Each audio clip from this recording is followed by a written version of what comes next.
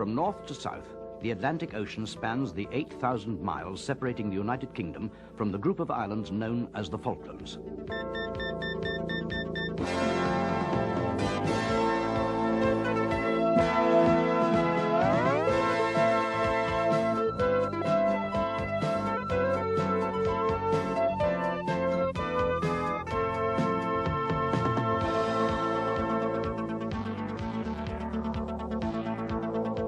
To the east of the Falklands lie the uninhabited islands of South Georgia and the South Sandwich Group, which, together with the Falklands themselves, make up the British Falkland Island dependencies. The main islands, little more than 2/3 of the size of Wales, lying 480 miles northeast of Cape Horn. This is Port Stanley, the principal town, indeed the only town in the Falkland Islands. On the 2nd of April 1982, a large and well-equipped Argentine invasion force landed here and besieged the governor, Mr. Rex Hunt, in this, his official residence, Government House. The governor had less than 24 hours warning of the invasion, and 68 Royal Marines constituted the only defence force at his disposal. They've got as well and truly pinned down, but they're not trying to attack, so I think they're waiting for the armoured personnel vehicles to come. And then I think maybe they'll have another go. After several hours of determined resistance, when it became clear that the invaders were coming ashore in overwhelming numbers, the governor surrendered, broadcasting his decision to the 1,800 Falkland Islands inhabitants over the island's radio. Dear friends, I'm afraid I'm not being given the time to say farewell to you all as I would have wished by speaking to each of you personally. But the new Argentine governor has kindly given me permission to send you this last message of good wishes and thanks for all your support in the 2 years I have served here. I shall never forget you and hope that we shall meet again someday. In particular, Mavis and I would like to say farewell to all the Government House staff whom we were not able to see today. Goodbye, and God bless you all. At home, the Argentine government had overnight won the rapturous support of the Argentine people, for it had given them the Malvinas, as they call the Falklands, and it had done so in a bold show of military might. Britain, they were convinced, was no longer interested in the Falklands and would accept a fait accompli with little more than a token protest. In London, word of the British government's response was eagerly awaited, and it came when the Commons met in emergency session the next day. The sailing of the task force stimulated a great release of national pride and determination. An act of aggression had been committed on British territory, and Argentina must be persuaded, by force if necessary, to withdraw.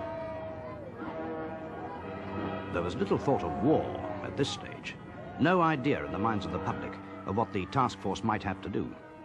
It was enough that the Falklands were 8,000 miles away. It seemed only prudent to shorten that distance without delay. Meanwhile, intensive efforts to obtain an Argentine withdrawal by diplomatic means were being pursued with the utmost urgency. Sir Anthony Parsons, our ambassador to the United Nations, put our case in the strongest possible terms and pressed for the acceptance by the Security Council of Resolution 502. That an act of aggression had taken place could not be denied, and it was this use of force by Argentina which, when it came to the vote, much to Argentina's surprise and dismay, caused many of her friends on the Security Council to vote against her. Accordingly, Resolution 502 was passed.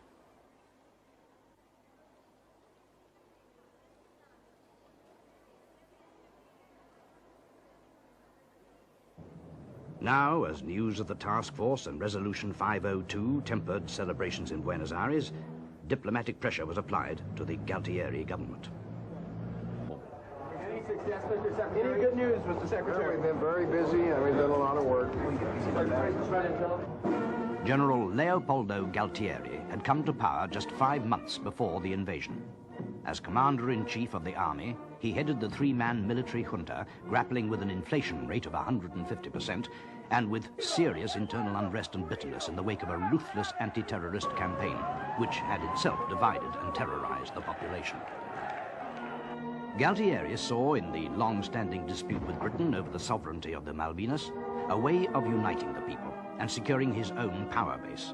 And he was almost certainly committed to the invasion, either willfully or by the pressure of events, from the moment the Argentine flag was raised on the island of South Georgia, some 700 miles to the east of the Falklands, where, on the 19th of March, a party of Argentine scrap metal merchants was landed without authorization to dismantle the abandoned whaling station at Leith.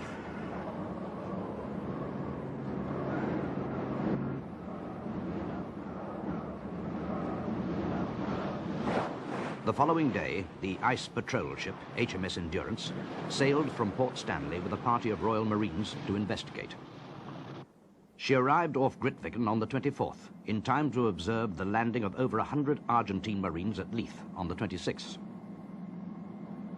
By now, intelligence reports showed the Argentine fleet to be converging on the Falkland Islands. Invasion suddenly became a real possibility.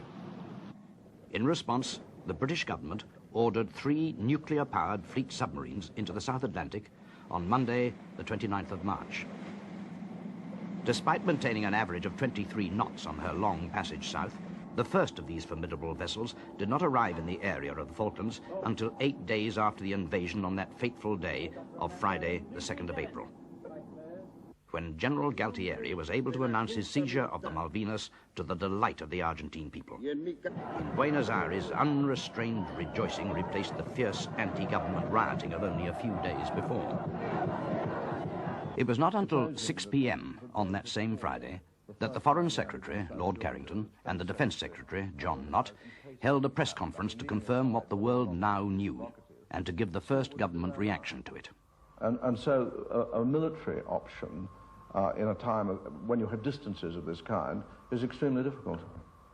I think it's not possible, even if you have the most brilliant intelligence system in the world, to read the minds of the other side. All I can tell you is that at the beginning of this week there was a naval exercise going on in this area. We had no clear evidence at all that it was going to be directed against the Falkland Islands, and at that time the Foreign Secretary was contemplating moves in the United Nations and among our friends, so that it would have been wrong to dispatch a large task force before we were absolutely certain, which we became last night, that an invasion was imminent. As these words were being spoken, the First Sea Lord and Chief of Naval Staff, Admiral Sir Henry Leach, had the mobilization of the largest naval task force this country had assembled since the Second World War well in hand. He was determined to sail the first group on its 8,000-mile voyage south by the following Monday. To delay might have enabled a more ordered loading of the ships, but of greater importance was the need to give the public at home and the rest of the world the clearest possible evidence of the British government's resolve. Nothing could have done this more effectively than the sight of men and ships sailing for the South Atlantic just 3 days after the first Argentine troops landed at Port Stanley. It was to the First Sea Lord's immediate subordinate, Commander-in-Chief Fleet, Admiral Sir John Fieldhouse, that overall command of the task force fell. And it was from his headquarters at Northwood that he appointed Rear Admiral Sandy Woodward, then commanding the first flotilla of destroyers and frigates exercising in mid-Atlantic, as commander of the Naval Carrier Task Group. One of Admiral Woodward's earliest and most demanding duties in his new role was that of facing the awkward questions of the press and TV journalists accompanying the task force. How do you feel personally? I mean, no one for years has been put in a position like this. You've got a vast force, a lot of power. How do you feel about exercising it? I don't know how much power I've got. Well, firepower. But I'm the executive. I've got a lot of firepower. Yes, okay, fine. I now know what you're talking about. Yes, I've got a lot of firepower, and if one is given the authority to use it, then I'll use it to the best advantage I can with the training I've had and with the assistance and skills I've got available to me. As the leading elements of the task force sailed south, they still represented in the eyes of many a means of strengthening Britain's diplomatic hand, rather than a force destined to fight it out with the Argentine invaders. If it came to a fight, however, it was clear from the outset that the decisive battle would have to be fought on land, not at sea. A vital element of the task force, therefore, were the men of 3rd Commando Brigade, who comprised the landing force under Brigadier Julian Thompson. brigade was organised with 3 commandos, which are the equivalent of non-mechanised infantry battalions. Gunner support was the 2-9 Commando light regiment, armed with 105 light guns. And then there was a sapper squadron and a logistic regiment, which is unique, actually, in that all the logistic units of the brigade were under one command in the logistic regiment. The training of the brigade was unusual in 2 aspects. One, that the Mountain Arctic warfare training, which is unusual, which meant that a lot of men were used to working in wet and cold conditions and were equipped for just that, and many had spent up to 9 or 10 winters in Norway. And the other side that was slightly unusual was the amphibious training, where particularly the staffs and the leaders in the brigade had quite a lot of experience in amphibious operations, which turned out to be quite useful, of course, because training a man to jump in and out of a landing craft or a helicopter is relatively easy. What takes the time is training the staffs and the leaders to put together the amphibious package so that it's right on the day. Getting the shipping together was more of a problem than getting the chaps back, because nobody seemed to believe how much shipping one needed. And it's not so much the shipping for the men, it's the shipping for the combat supplies, without which there's no point in shipping a lot of men down to fight unless you've got bullets to shoot and beans to eat. And the brigade was expanding because we had 3 para added to us who were the spearhead battalion, and we were very glad to see them because we knew quite a lot of them. It was good to have that lot with us. It was also very good to have T Battery, the air defence battery, join us, and 2 troops of the Blues and Royals with their Scorpions and Scimitars. But this meant you needed more ships to move them.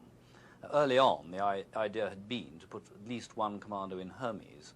But when people thought about the problem in greater depth, they realized that Hermes' main task was going to be providing the main bulk of the air support for the task force, and therefore you couldn't clutter her decks up with helicopters and fill her holes and compartments up with Marines. Of course, the main priority was to get going, get south as fast as possible to show the resolve of the country. Now, this meant that a lot of stuff was just tipped in as fast as it could be, which is no slur on the people who did the tipping, because my goodness me, did they work hard. It did mean, however, that some LSLs arrived south with 18 inches over their loading marks with horrific sort of mixes of ammunition, like fuel and ammunition and so forth, all in the same hold. And so a certain amount of sorting out had to be done when we got down to Ascension. And that time we had there was very useful for that purpose.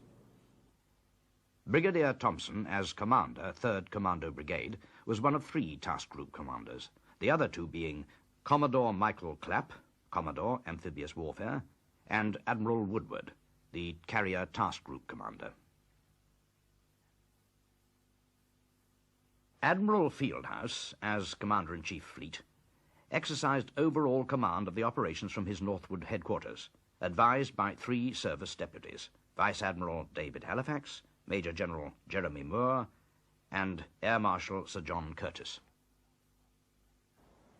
While the staff at Northwood grappled with the complexities of an out-of-area operation greater than anything undertaken since Suez, Brigadier Thompson and his staff joined the assault ship HMS Fearless by helicopter on the 6th of April, as the task force made best speed towards Ascension Island. For the men of 3 Commando Brigade, an unexpected taste of luxury for their voyage south in their troopship, the liner Canberra. Admiral Fieldhouse, taking a last opportunity to confer with his task group commanders, called a council of war at Ascension, which took place on board HMS Hermes on the 17th of April.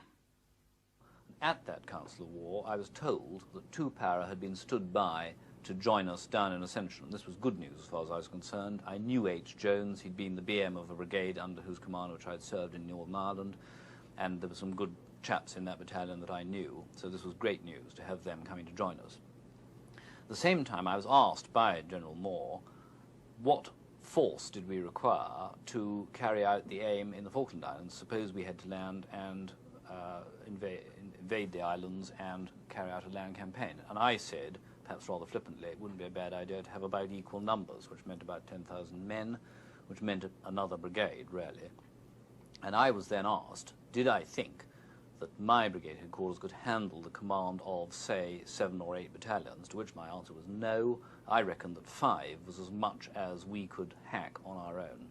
So that, of course, I believe, led to the decision to bring down another brigade headquarters. After the Council of War, the rest of the ships who had sailed either at the same time as us or indeed after us, the faster ones, arrived at Ascension. And it was particularly good to see the very large white shape of Canberra steaming in, bearing with her 42 Commando, 40 Commando, and 3 Para. And I visited her as soon as I could get away, and it was tremendous to see the heart in which the troops were in, particularly, of course, because they had the huge space in which to train and keep fit in this very large ship. And this was an enormous bonus as far as I was concerned, because I knew well from my experience what a problem it is keeping men fit in a ship for long periods. And here was a ship where if you ran round the promenade deck once, that was quarter of a mile. So you could do marches in equipment, shooting, anything you liked almost, and keep the guys fit. Now the mood in the brigade was one of intense exhilaration, particularly among the younger chaps who thought, well, this is what we're being paid for and this is what it's all about. I think among the older members it was perhaps a little more sombre when we realized, or began to realize, what the odds were, particularly the odds on the air side. And also, a number of us who had been down in that part of the world, and particularly people like the Staff Captain A, Andy Higginson, who'd actually played rugger against these guys and said they're rather like us sometimes, we realized that perhaps they weren't going to chuck the towel in all that easily, because after all, they were there, not very far away from their own country. They had air superiority, so why should they chuck the towel in? So I personally, and some of my senior people, believe that they would fight right from the very beginning. In the days that followed the meeting at Ascension between Admiral Fieldhouse and his task group commanders, it became clear to all concerned that with Argentina airlifting men and supplies into Port Stanley round the clock, even a much strengthened 3 Commando brigade could not be expected on its own to defeat a well-equipped and well-dug-in occupying force, already of at least twice its number, even if, as was known, many of its men were conscripts with a minimum of training. Admiral Fieldhouse decided, therefore, to amend the mission given to Commodore Clapp and Brigadier Thompson from that of repossession of the Falklands to planning for a landing with the view to repossessing the Falklands. In order to accomplish this task, these were the land forces which had now been committed to land and establish a beachhead on the Falkland Islands. 3rd Commando Brigade under Brigadier Thompson, comprising Headquarters, 3 Commando Brigade, 40, 4-2 and 4-5 Commandos, Royal Marines, 2 troops, the Blues and Royals, 2 9 Commando Regiment, Royal Artillery, 1 battery of Rapier missile launchers, 2 troops of blowpipe missiles, 5 9 Independent Commando Squadron, Royal Engineers, 2nd and 3rd Battalions, the Parachute Regiment, 3 Commando Brigade Air Squadron, and the Commando Logistic Regiment. South Georgia, the island occupied by Argentine forces on the pretext of protecting a party of illegally landed scrap metal merchants, although strategically unimportant, was now significant as evidence of the resolve of Her Majesty's government. To retake South Georgia, a separate task group was dispatched, commanded by Captain Brian Young of HMS Antrim, and comprising D Squadron, SAS, and M Company, 4-2 Commando. M Company had with them sections of the Reconnaissance Troop, Mortars, and SBS. The task group arrived in the area of South Georgia on the 21st of April.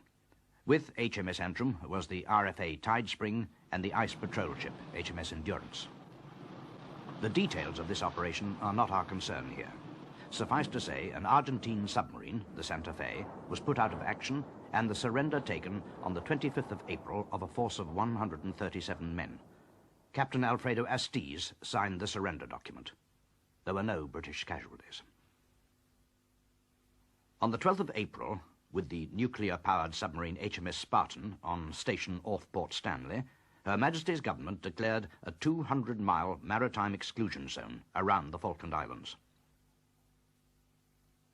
By the time South Georgia was retaken on the 25th, Admiral Woodward's carrier battle group was just 4 days steaming from the exclusion zone, while Brigadier Thompson and 3 Commando Brigade remained on board their ships off Ascension, awaiting the arrival from the UK of 2 Para in the ferry Norland. With the addition of 2 and 3 Para, 3 Commando Brigade was a formidable fighting force, but clearly, once a beachhead had been established, more troops would be needed to recapture the Falklands if the Argentines decided to fight. Accordingly, MOD Army alerted its out-of-area force, the 5th Infantry Brigade, with orders to prepare to sail for the South Atlantic, although it could not then be known whether it would have a fighting or a post-operational role. When 5 Brigade joined 3 Commander Brigade in the beachhead, the land forces, then at approximately divisional strength, would be commanded by General Moore, whose role, meanwhile, remained at Northwood, providing military advice to Admiral Fieldhouse. While we were travelling south to Ascension, and indeed while we were at Ascension, the landing force element was making its plans for what it wanted to do when we got down there, i.e. where we would like to land in order to get ourselves to Stanley, and a number of considerations had to be brought to bear at that stage. And the planning for that was done in this cabin here, which is my day cabin, and I planned in here with my R group. When we got to the stage where we thought we knew what we wanted to do, we had to then make certain that it was what the Navy could actually do, because there's no point on a joint operation in going ahead on your own, ignoring the other half that's got to get you there, protect you while you're there, and support you while you're there. Now, this was quite easy, because all I had to do in order to consult the Navy was go and see the Commodore Amphibious Warfare, Commodore Mike Clapp, who was in a cabin next door to mine, and I just used to go through the door and see him whenever I needed to consult with him. Mike, you remember at Ascension, Admiral Fieldhouse told us to produce 3 options. Yes. Which we did. Yes. And as I remember, the options were Cow Bay, Volunteer Bay, Capamenta, Salvador, yes, and San Carlos. Yes.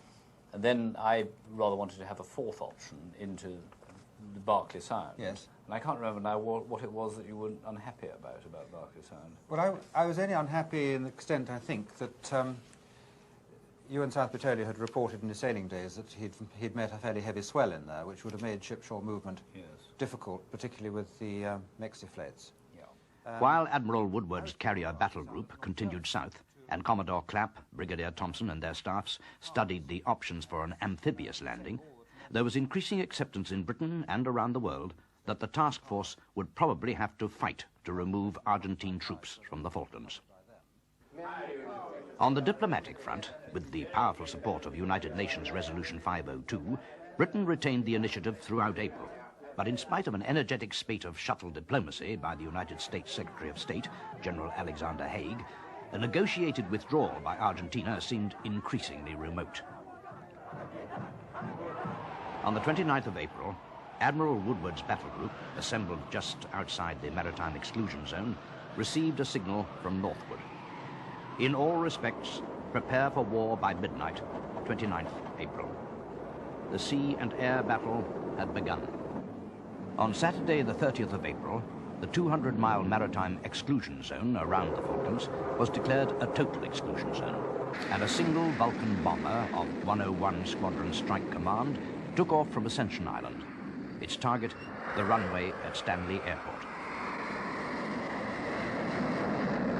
By the time it had dropped its bombs early on Sunday morning, the ships of the carrier battle group were well inside the total exclusion zone, and a force of 12 Sea Harriers from Hermes flew off to attack key enemy targets, the radar installation and runway at Stanley, and the enemy base at Goose Green.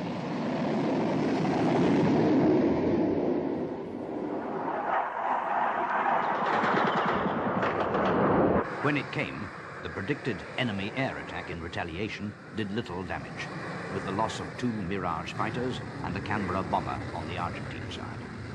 All 3 victims of the versatile Sea Harrier. On the 2nd of May, the Argentine heavy cruiser, General Belgrano, was being shadowed in the vicinity of the total exclusion zone by the nuclear submarine HMS Conqueror. The cruiser's presence posed a clear and unacceptable threat to the task force, and the submarine was ordered to attack. The sinking of the General Belgrano stunned the Argentine Navy, which subsequently took no major part in the campaign.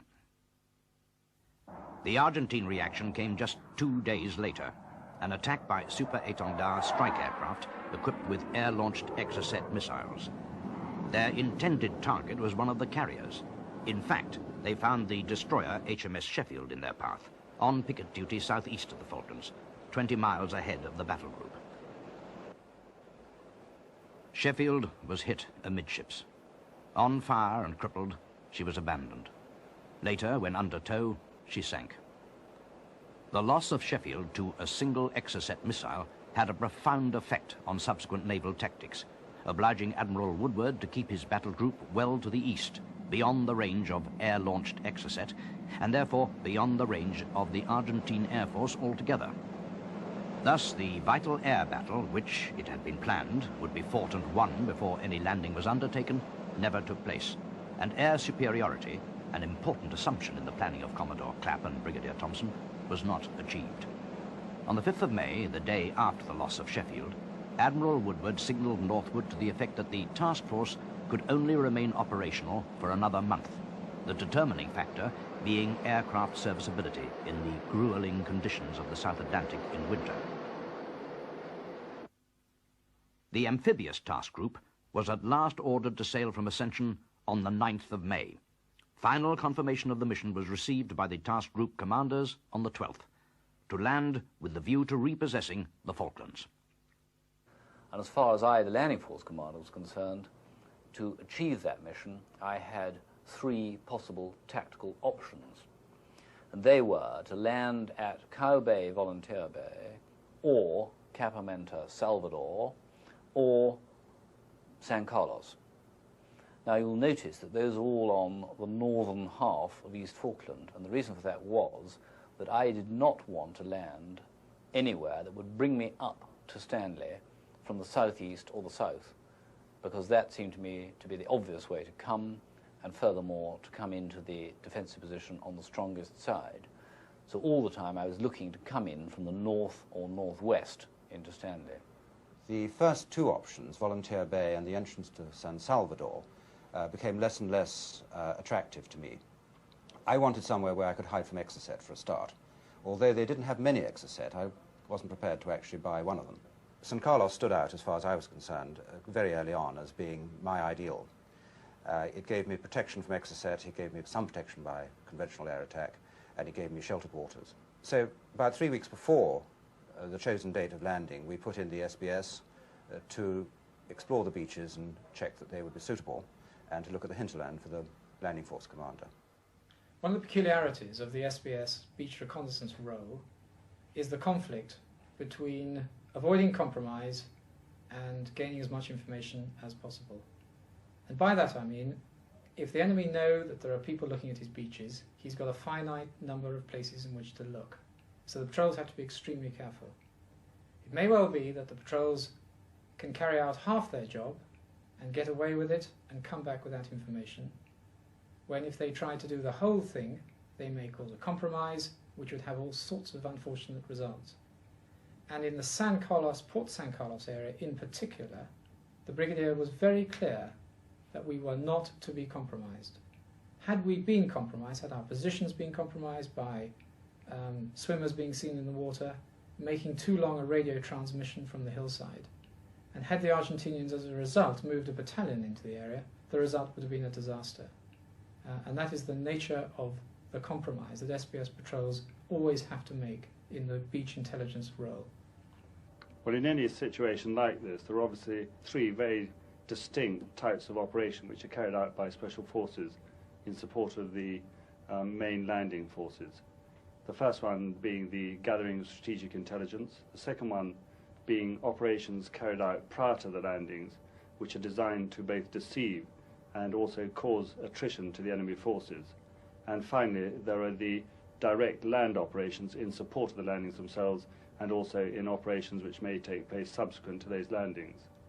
In the first type of operation, the strategic gathering of intelligence, the SAS were deployed into 6 different locations, which were really chosen off a map because it must be realized that prior to the landings there was absolutely no knowledge, no real knowledge of where the enemy dispositions were, and therefore 6 positions were picked off a map, both in East and West Falklands, and the SAS were landed there over a period of 3 nights by helicopter, starting on the night of the 30th of April, the 1st of May. The first SAS and SBS reconnaissance patrols began to provide valuable intelligence data on the location and strength of Argentine forces on East Falkland early in May. They reported the area around San Carlos water to be entirely free of troops. On the 8th of May, it was decided to go firm on San Carlos as the site for the landing. The penalty, 50 miles of rough, boggy and inhospitable country that lay between San Carlos and the principal objective, Port Stanley. This, however, was beyond the scope of the immediate landing plan, first revealed to his commanding officers by Brigadier Thompson at a briefing on board HMS Fearless on the 13th of May. And what I wanted to achieve was, by first light, be on the high ground, in reverse slope positions, ready to fly in the rapiers and the guns in order to beat off air attacks and any ground counterattacks as soon as possible. Now, to achieve that, I had a three-phase landing plan. In phase one, by landing craft at night, I was going to land 2 para, closely followed, almost simultaneously with 40 Commando, at San Carlos settlement. 2 para's mission was to get up onto the high ground Sussex Mountain as quickly as possible to block off any possible approach from the strategic reserve, which we thought was in the Darwin area, coming in onto the beachhead.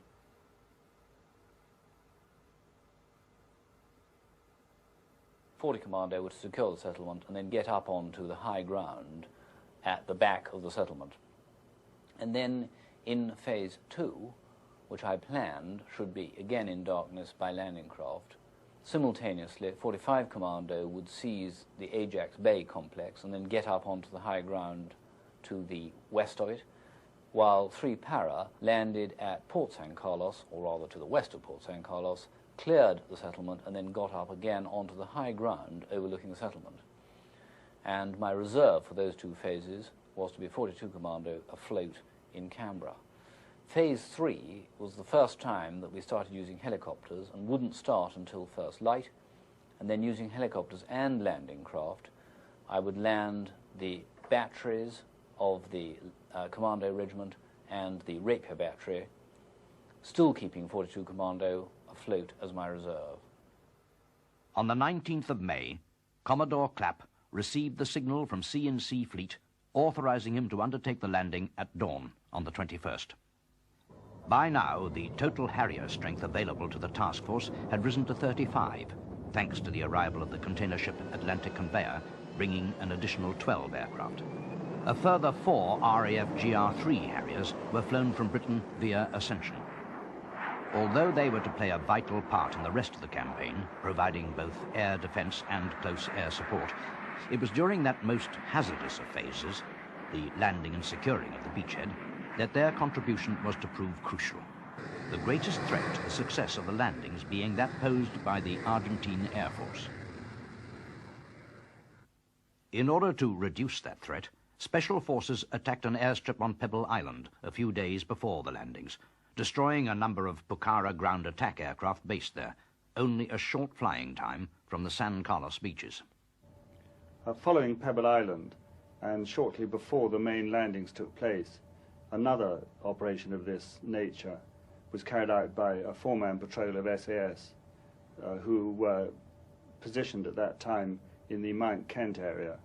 They were able to observe over a period of time the whereabouts, which continually changed, incidentally, of the helicopter force, which was used to provide mobility for the main strategic reserve for the Argentine forces in the whole of the Falkland Islands. By identifying exactly where the Argentines were hiding these helicopters at night, they were able to call in an airstrike about 2 days before the main landings and totally destroyed the ability of the Argentines to move their strategic reserve around the islands by helicopter. As the amphibious task group entered Falkland Sound under cover of darkness on the night of the 20th of May, the cloud, which had been solid all day, cleared, greatly increasing the vulnerability of men and ships to air attack. HR was set for 0330 hours on the 21st of May. Because no decisive air battle had been fought, the best they could expect was local air parity over San Carlos. In the preceding hours, a series of diversionary actions was mounted. including a naval bombardment to the south of Stanley and a raid by special forces. A few hours before HR, on D-Day, a very successful raid was carried out by an SAS squadron landing by Sea Kings at night north of Darwin, and then they went in and assaulted Darwin. The aim, as far as I was concerned, of that raid was to keep the strategic reserve, which we thought was in the Darwin area, busy and their eyes off what we were doing further to the north of them in San Carlos water.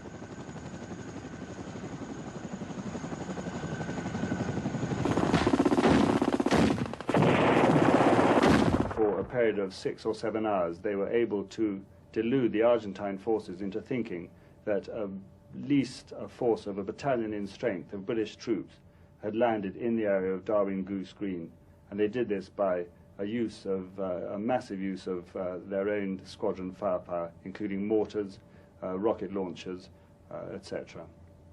It was a highly successful raid.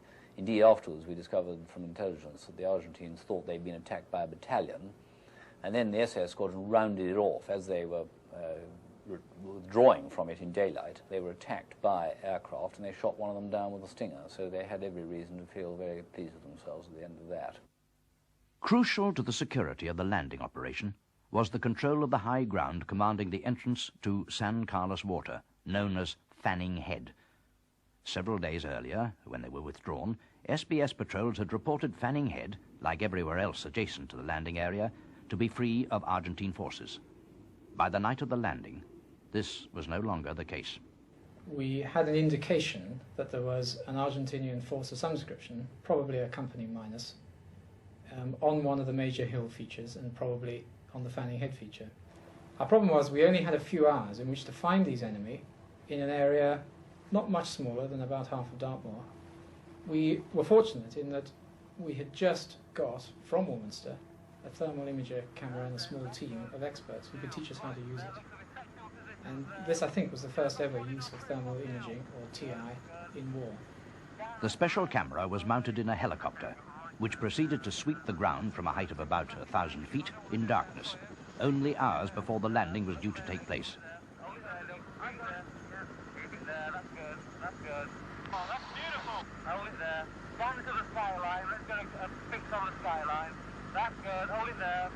When analysed on board Antrim, the recording revealed the exact locations of the Argentine troops. They were indeed on Fanning Head, overlooking the route into San Carlos water, shortly to be taken by the landing craft. An immediate SBS attack was launched. The force that was going up onto Fanning Head was carrying with it a small handheld TI device, which enabled them to pinpoint exactly the men on the ground when the firefight started. And by using naval gunfire support, we had our own spotter from 148 battery with us. We were able to bring down very accurate fire from Antrim, from her 2 guns out in the bay, literally as the men in the landing force were getting into their landing craft and sailing into San Carlos water. The firefight was going on. We knew that we would be the first troop ashore, and my section were told that we would be the point section, therefore I would be the first section commander ashore. We managed to cram ourselves into the landing craft. They were quite full, and away we went. Once we were upon the LESUs, it was a sense of relief mixed with anticipation. Relief of getting off the boat, but the anticipation where you're not quite sure that you're going to go into. And as we're in there and we're sort of bobbing around in the water, you can see Tracer arcing through on Fanning Head, where there was a battle going to quash some platoon of Argentinians, and ship-to-shore fire was going on, which heightened it. But this time you look around your young lads and you can see that they're keen for it, and there's a lot of humour flying around. You get the odd joke that we're in a rubbish skip, and rubbish skips don't float too well and things like this. Then we steamed off towards the shore, and you can see in the outline the silhouette of the islands coming closer, and you're wondering what it's going to be like. I mean, it's the first time that you're actually going into something, and as the Colonel briefed us before we actually embarked on this venture, it'd be something like Gallipoli, where you're told what's going to happen, and it probably won't happen that way. We could hear the shells from the frigates pounding into the features all around the beachhead, which is quite reassuring and also a bit frightening, made you think what was happening. My next task was to look over the bow and as we approached the beach and see if I could see a member of the SBS team flashing some signals to let me know whether or not the landing was to be opposed or the beach was mined. Unfortunately, we didn't see any signals from the SBS, and therefore we didn't know what in actual fact was going to happen. About 50 metres out from the shore, and when everybody is expecting the front to go down and you're expecting to go storming off and grab yourself a piece of the Falklands and claim it and put it in your pockets back for dear old England and things, the ramps don't go down and you suddenly find that you're stuck on a sandbank. Despite encounters with minor obstacles like sandbanks, all 4 units had no difficulty securing their objectives. In the north, 3 para, the high ground above Port San Carlos. In the east, 40 Commando, the high ground of the Verde Mountains, above San Carlos settlement. In the west, 4-5 Commando, the hills above Ajax Bay. And in the south, 2 para, the Sussex Mountains, blocking any advance by the enemy garrison at Goose Green. The dawn of D-Day broke reasonably to my satisfaction. We were late in a number of areas, but nothing too critical. The 7 escorts I had were deployed outside San Carlos. 3 were on gun lines in support of the land forces, and they were essential until the 105s were in place and zeroed in. And I hoped to provide defence in depth for air as well, although I realised that modern ships' radars and things don't work too well in confined waters. I didn't actually expect it to work quite the way it did. The air attack, sure enough, came, and so I set it up rather like a duck shoot. And I kept Fearless at one end and Intrepid at the other, with the amphibious civilian LSLs in the middle, and to give them some protection from that approach, and the escorts were arranged outside. This worked quite well, and I was grateful, there's little else I can say, really, that the Argentinians were decoyed off onto the surface ships and didn't press home into San Carlos and take out the amphibious ships. And so at the end of the day, not a single amphibious ship was badly damaged and nothing had stopped. The helicopters continued flying, the landing craft had continued operating. And so the essential task had still gone on, and the military were getting established. We did suffer a fairly heavy toll. Ardent, who was on the gun line supporting the SAS on their attack on Darwin, was sunk because she was isolated and I had not sufficient ships to give her mutual support. Antrim was damaged, Brilliant was damaged, Argonaut was very badly damaged and was towed into San Carlos, where she remained for about 10 days, repairing herself as an excellent air defence control platform. I was told that Canberra had been hit, I should think about a dozen times. Various ships were all sunk 3 or 4 times over. I had no means of knowing. There were broadcasts and different voice reports going on, and from where we were in the Fearless, we could only see a few of the ships in the anchorage, and we were not in communications with the entire team. I wasn't, in strict terms, in control. It was impossible. We had made our plan, and I had to rely on the various captains to carry it out, which they did without any prompting, and the initiatives they took were exactly the ones I wanted them to take, which was gratifying, and continued that way for the rest of the operation. D-Day went on the whole very well, and at the end of it I was very satisfied. There were 1 or 2 small slips.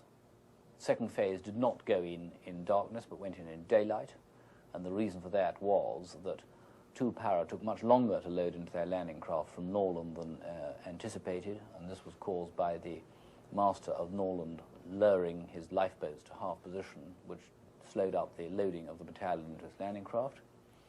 And of course, the offload was considerably slowed up by air attacks which went on through the day, but that didn't prevent the landing craft crews and helicopter crews carrying on. So by last light on D-Day, I was pretty satisfied. I had all 5 of my battalions or commandos ashore, all my guns were ashore, my air defence was ashore, and my ammunition was starting to come ashore, and I was in a good position to beat off attacks from the air and from the ground. By nightfall, the beachhead was secure. The commandos and para-battalions on the high ground around San Carlos water consolidated their positions. To their relief and surprise, there'd been no sign of Argentine counterattack. Brigadier Thompson had every justification for satisfaction. But what next? How would the successful landing be converted to victory and the recapture of Stanley? When would the land forces break out of their beachhead and bring the Argentine forces to battle? This was the concern of General Moore, who, having flown to Ascension on the 19th of May, was now steaming rapidly south in QE2 with 5 Brigade.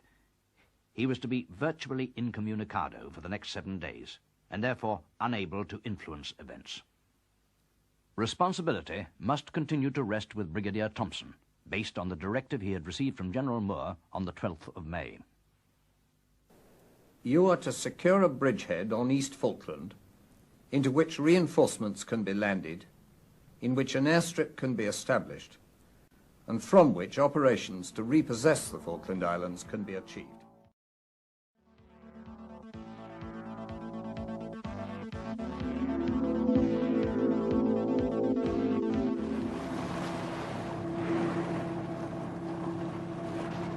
The amphibious landing by 3 Commando Brigade at San Carlos in the early hours of Friday, the 21st of May, marked the beginning of what was probably the most complex and dangerous operation undertaken by British troops since Suez.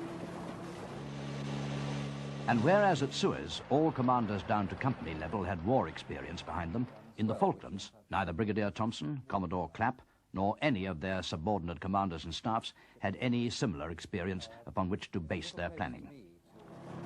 The landing itself had been accomplished virtually without loss, behind a smokescreen of diversionary raids and bombardments. There was no significant contact with ground troops, and the Argentine response, when it came, 2 hours after dawn on the 21st, came from the air, and was directed principally at the naval escort ships.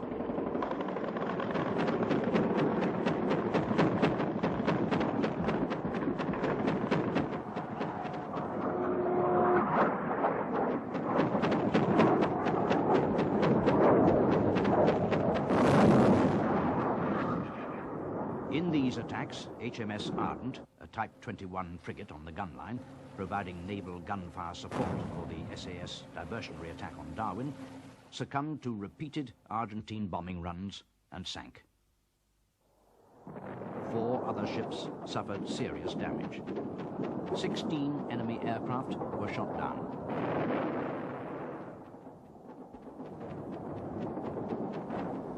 The Argentine Air Force had shown itself to be highly motivated and effective, but it had taken losses which could not be sustained for long, and by nightfall, with the beachhead firmly secured, our losses of men and ships were considerably lighter than might have been expected.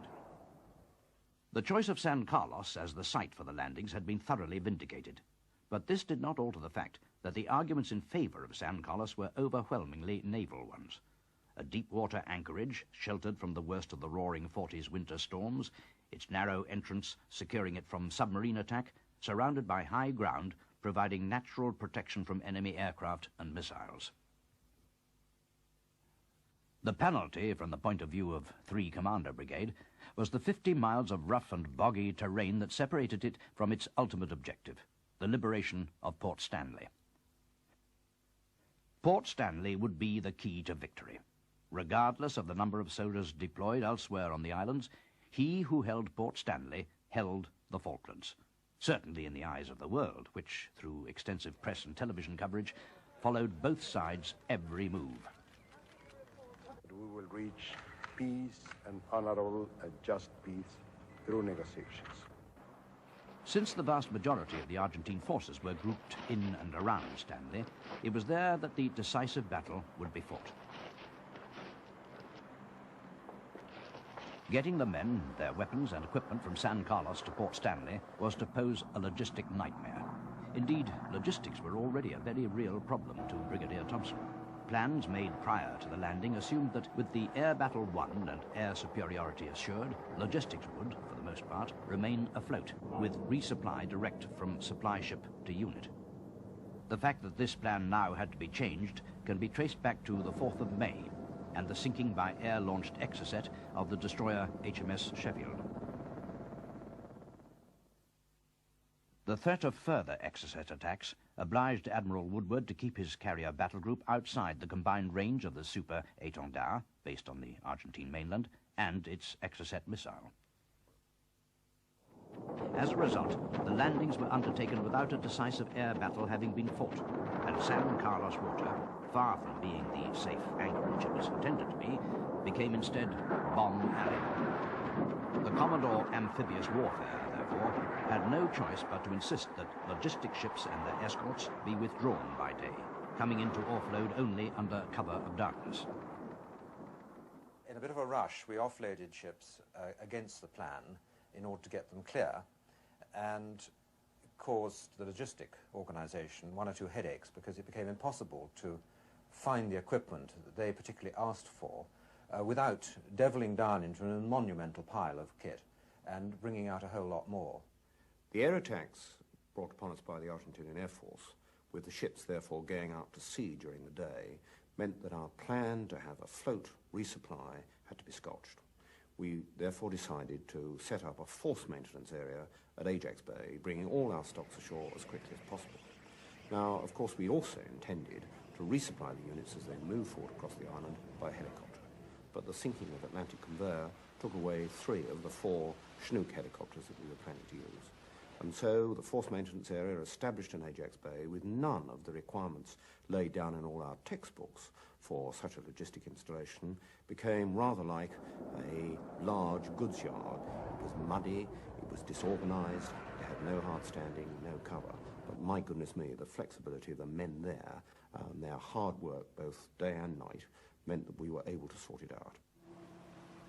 Serious though the losses of shipping were in the days immediately following the landing, HMS Antelope on D+2, Atlantic Conveyor, and HMS Coventry on D+4. By D+5, the Sea Harriers in particular, along with other air defense weapon systems, had imposed so heavy a rate of attrition on the Argentine Air Force that the air battle was largely won, and the threat posed by their aircraft was greatly reduced, but by no means completely eliminated. At his Northwood headquarters, the Commander-in-Chief, Admiral Fieldhouse, now advised by his new Land Deputy, Lieutenant General Sir Richard Trent, sought some urgent indication of the pattern the land campaign would take. With the San Carlos beachhead secure, the vital question was, when and how would land forces break out from that beachhead and close up towards Port Stanley?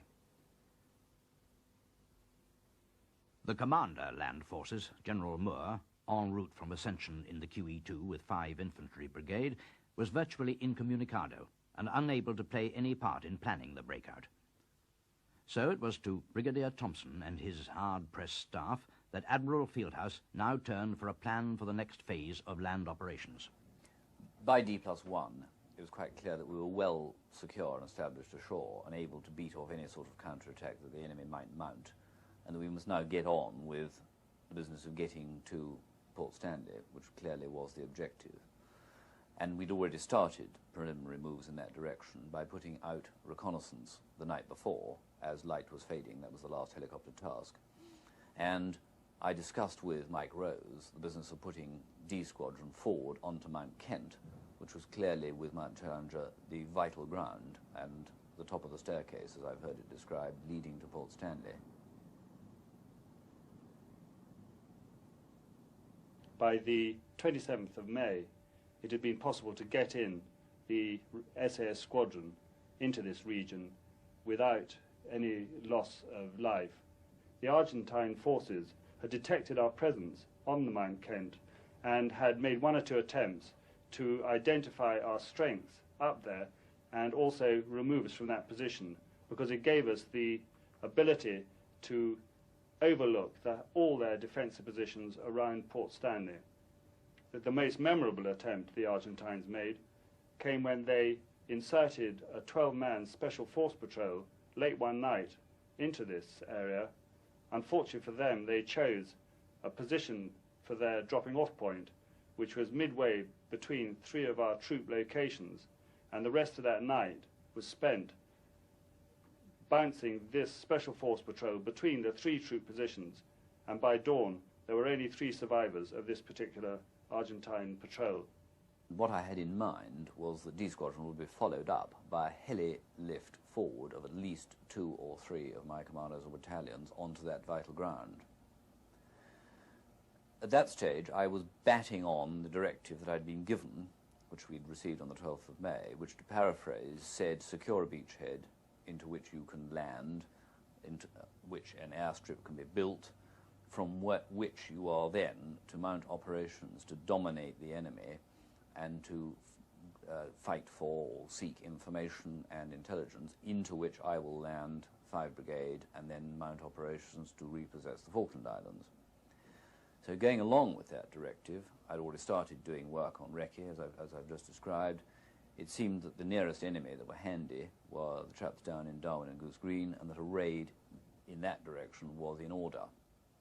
For various reasons, that raid was cancelled by me, and it seemed to me that was a diversion from the aim of getting onto Stanley, and therefore we weren't going to mount it again. I then decided that the helicopter lift should go ahead, but just as we were putting final touches to the helicopter lift, a man walked in and said, "Atlantic conveyor has been sunk, taking to the bottom the heavy lift helicopters except for one." At about this time also, pressure was being put on me to get moving, which was, as far as I was concerned, slightly unwelcome pressure, but that's the facts of life. Orders is orders, and you just have to get on with it. And the phraseology being used was invest Stanley. Well, clearly, we had to get on with it. And the only way we were going to get on with it without helicopters was by walking a large proportion of the brigade. What we decided to do was that 2 para would go down and capture Darwin and Goose Green, that 40 Commando would remain behind to protect the beachhead and logistic area, and that 45 Commando and 3 para would walk to the high ground by way of Douglas settlement, as far as 45 Commando is concerned, and by way of Teal Inlet as far as 3 para were concerned, and the 42 Commando, the only part remaining of the original plan, would follow up D Squadron 22 SAS to Mount Kent. Dawn, D+6, the 27th of May. For 3 para and 4-5 Commando, the 50 miles to the high ground overlooking Stanley was to be covered on foot. 3 para making the tab direct to Teal Inlet, and from there to Mount Estancia. 4-5 Commando yomping to Douglas Settlement, before following 3 para through Teal to strike southeast to Mount Kent. Sergeant Duggan of 3 para recalls the start of the tab. The initial breakout from Port San Carlos wasn't on foot, it was by boat. These little rigid raider things, it's like a dustbin lid with an engine on the back. And you scoot across the water. And we went for about 3.5 miles on one of those, which is a godsend really. And once we got out of those, we set off with whatever kit we carried, which was light assault order, which turns out with all your ammunition and stuff, it's weighing a considerable amount. In some cases, people were carrying 80 pounds, 90 pounds, 100 pounds wasn't uncommon for light assault order. And once you got a couple of Ks into the tab, you realise that the ground is just like a big sponge with thistles on it. So every time you put your foot down, your feet were wet, your feet would slide around in the boots, taking the skin straight off, which certainly let you know that you were walking after a while, particularly with the weight on the back.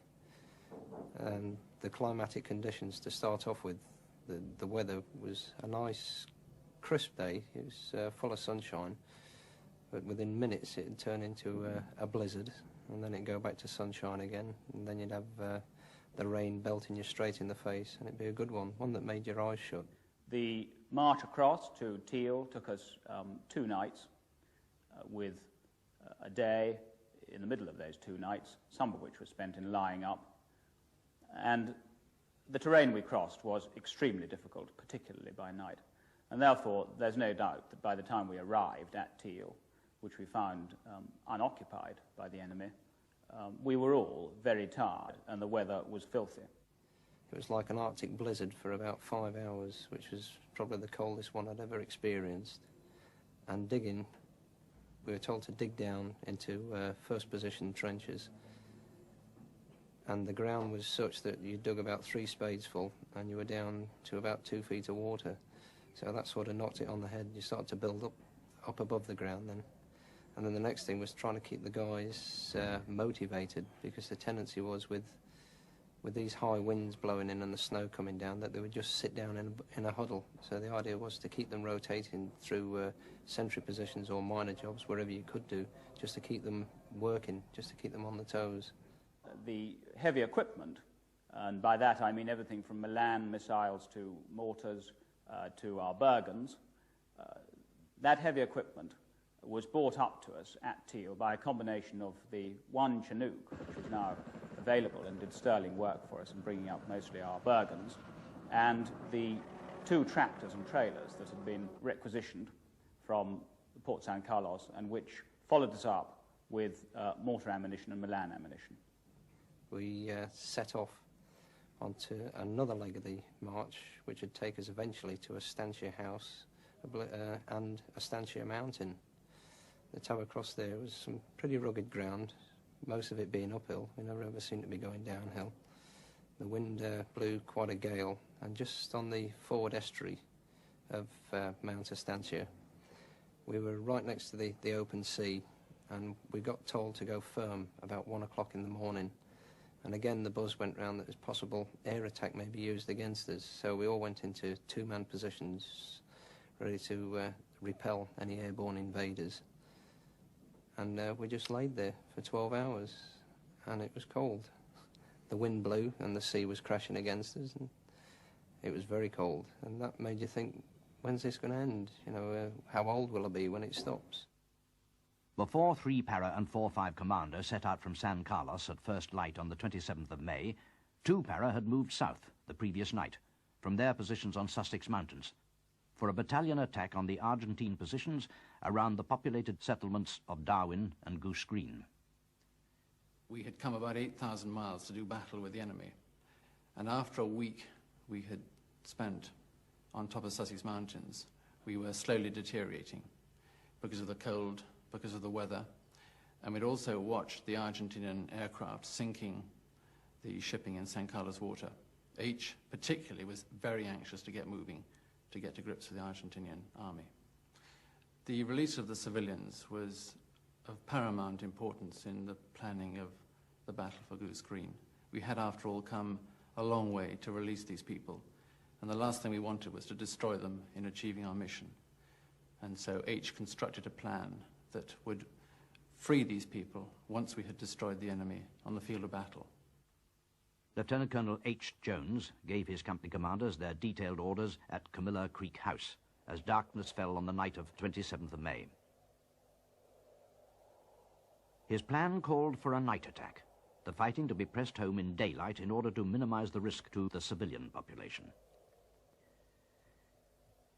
At 02:35 hours on the 28th of May, A Company crossed their start line and made rapid progress to their first objective, Burntside House, which was taken after a brief firefight against an enemy force of about platoon strength.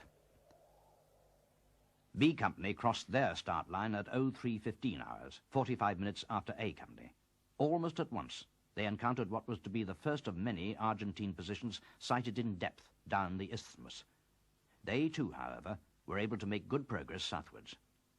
D Company, following on the central axis, quickly encountered further enemy positions which had been bypassed in the dark by the other 2 companies. We were moving up onto a suspected enemy Argentinian position. 10 platoon was on my right.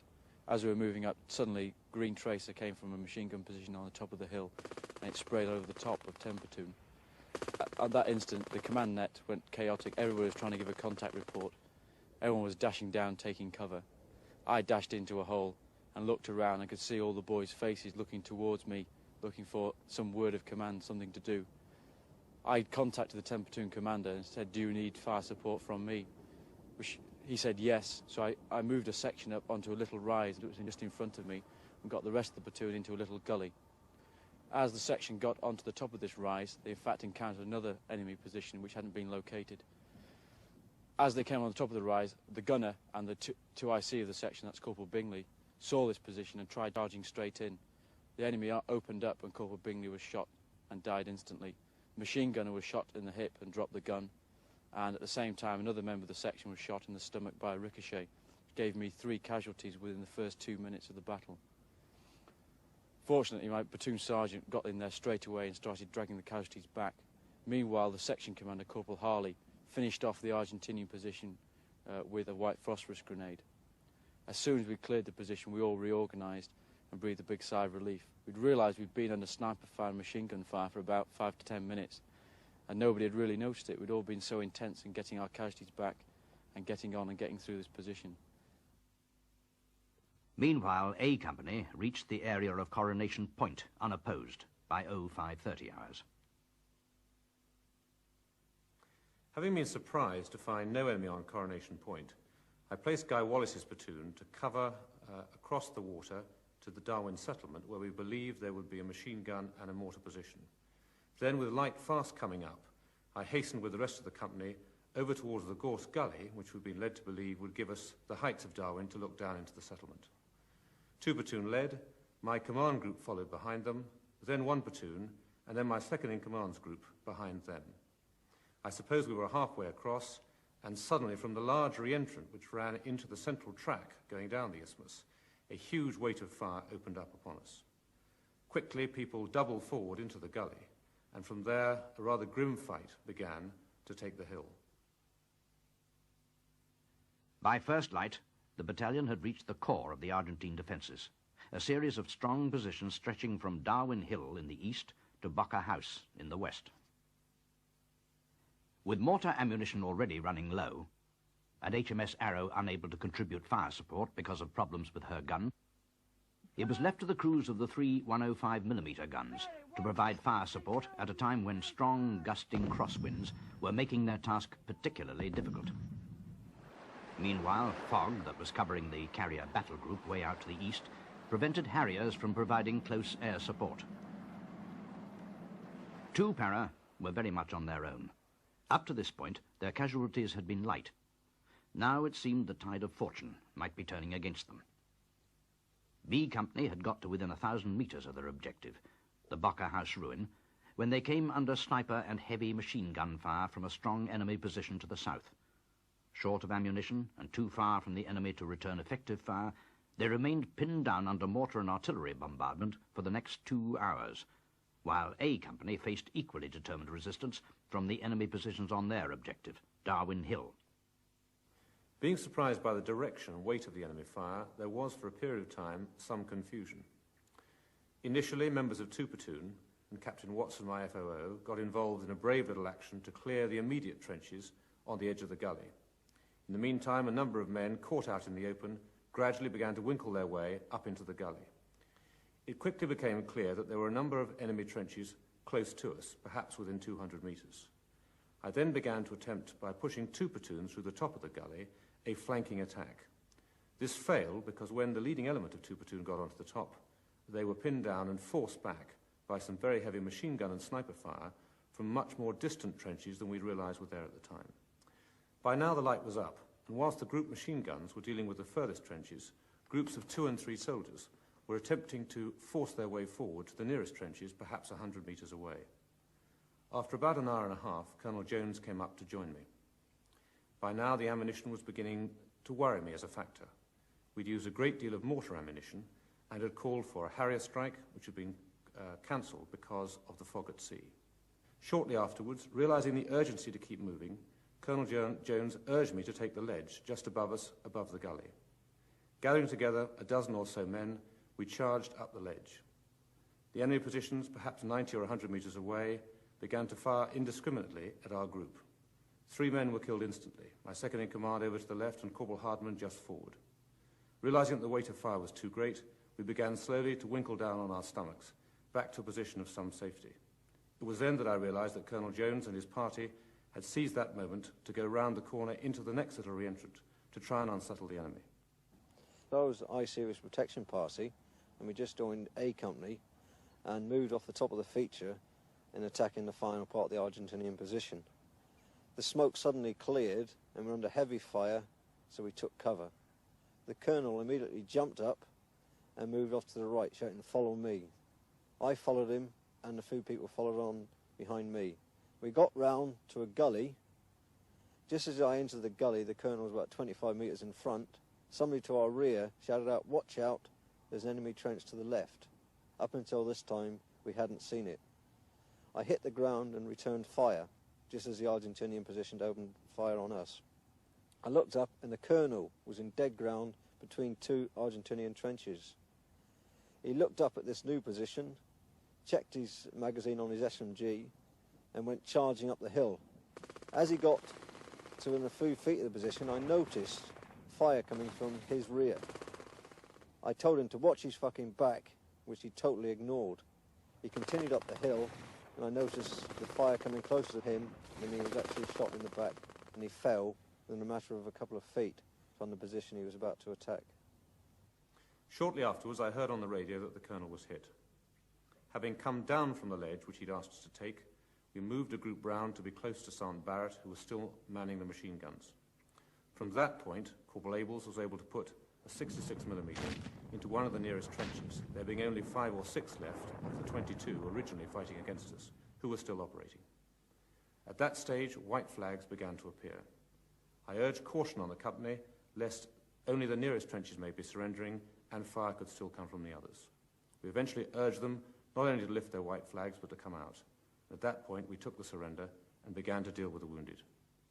The battle for Darwin Hill had, in a few short minutes, cost the lives of the CO, Colonel Jones, his adjutant, Captain David Wood, the second-in-command of A Company, Captain Chris Dent, and 9 other men. But the sheer determination and fighting qualities of the company, coupled with the devastating display of courage by its colonel, who was later posthumously awarded the Victoria Cross, had undermined the Argentine will to resist, and shortly afterwards, Darwin Hill was in A Company's hands. Thus it was to B Company's battle at Bocker House that Major Chris Keeple, formerly second-in-command but now commanding 2 Para, had to turn his attention with some urgency. With the brigade liaison officer, Hector Gullen, and my signallers, and my defence, we moved towards the right flank, carrying as much mixed-link ammunition as we could for the GPMG machine guns, and headed off towards Bocker House. When I arrived there, there was some confusion. B Company was caught on the forward slope. D Company had arrived and was to the rear of the hill, waiting for orders. The Milan platoon had arrived with the machine guns from support company, and there was a general air of confusion. And I decided that we would launch a concentrated attack on the defensive positions around Bocker House.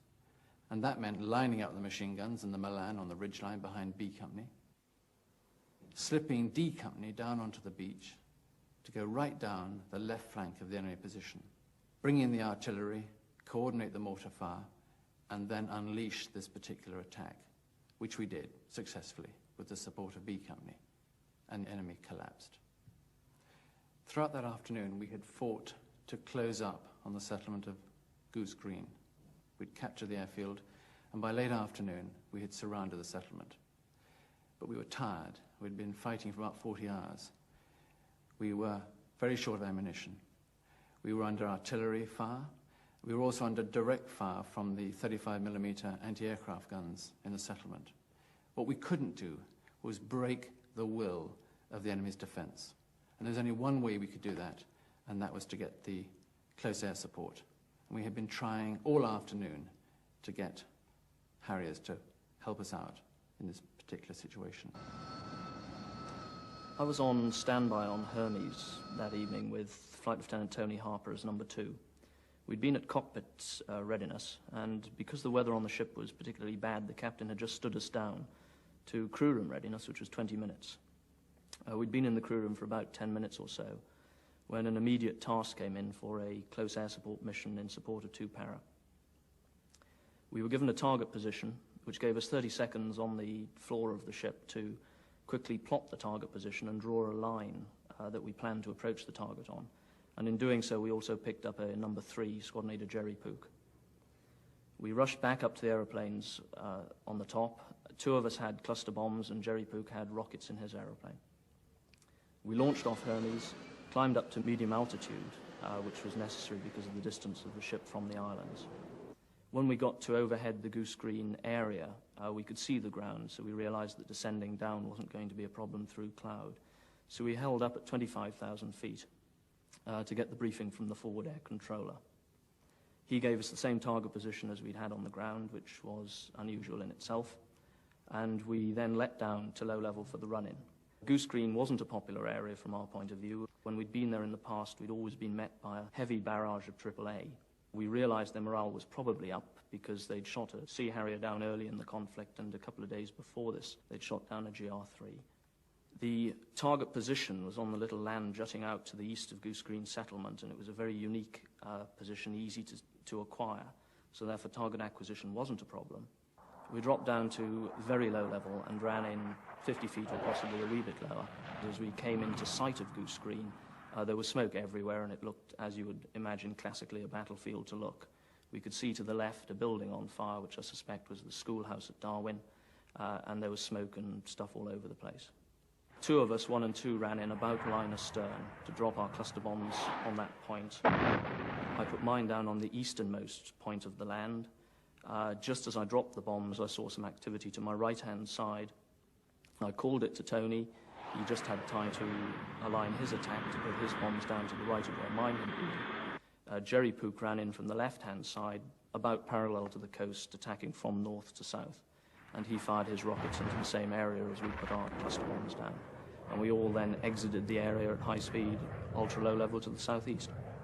And I well remember at 19:25 hours, to my great delight, 2 Harriers came in from the west, over the airfield, where we had removed the air defense weapons, and in para terms, wellied the enemy with their CBUs, and the effect was absolutely devastating. And in my view, it was at that point that the enemy and its commanders realized they were finished. At last light, I returned to the main headquarters and tried to work out what the hell do I do now. We still hadn't achieved the mission of capturing Darwin and Goose Green. We had casualties on the battlefield, we had prisoners of war, we were very low in ammunition. And it seemed to me the simplest solution was to resupply and then in the morning undertake a siege where we would bombard the settlement and then feed in company after company to remove the enemy. Well, after we'd sent a patrol down to Darwin, we discovered that there were 112 civilians locked up in the community hall in the very center of the settlement. So my clever siege plan was useless. I would have to remove the civilians before I undertook that kind of operation. And that meant I would have to speak to the Argentinians. And so this idea grew in my mind that perhaps we could speak to them and negotiate a surrender as a preliminary, which we planned to do over that night. And I spoke to the brigadier and arranged for us to be resupplied with guns and ammunition and mortars. And I spoke to 2 Argentinian prisoners of war, and I explained to them how bad the situation was for them, and that they were required at dawn to go down under a white flag with a piece of paper which would give an ultimatum to the commander at Goose Green: surrender or take the consequence. Either case, release the civilians.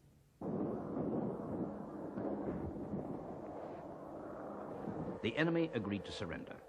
In a bold stroke, 2 para had taken Goose Green along with over 900 Argentine prisoners.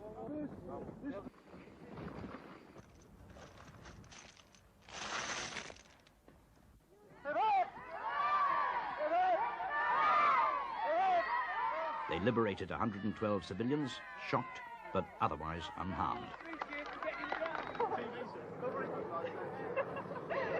The first Harrier attack, I think it was on the 2nd of May, they seemed to sort of get very scared. They came into the settlement and took us from all our houses, and they herded us over to the social club, the recreation hall. I never want to live through that again. What was the worst time? In the hall, when we was underneath the floor, when the Harriers came over, you know, to get the big guns down the point. I thought we'd had it, you know. My first impression was leave, go, you know. But when you've realised what they've done from Britain to help us, no way would I shift now. This is my country and I'm staying here. I couldn't leave here now after what these people have done for us. No way. The cost to the battalion, 17 killed and 35 wounded. And as you can see, the conditions are somewhat arduous. The light is limited. We've only got a small 6-kilowatt generator outside. It began for us for me personally, with the very badly injured air crewman of the Royal Marine Scout helicopter that had been sent to pick up Sunray of 2 Para, Colonel H. This air crewman had a cannon shell through his right leg, which was barely hanging on, and a machine gun bullet, several in fact, through his lower leg on the left side. As I worked on him, I realized that his pilot, who was a personal friend, was obviously dead.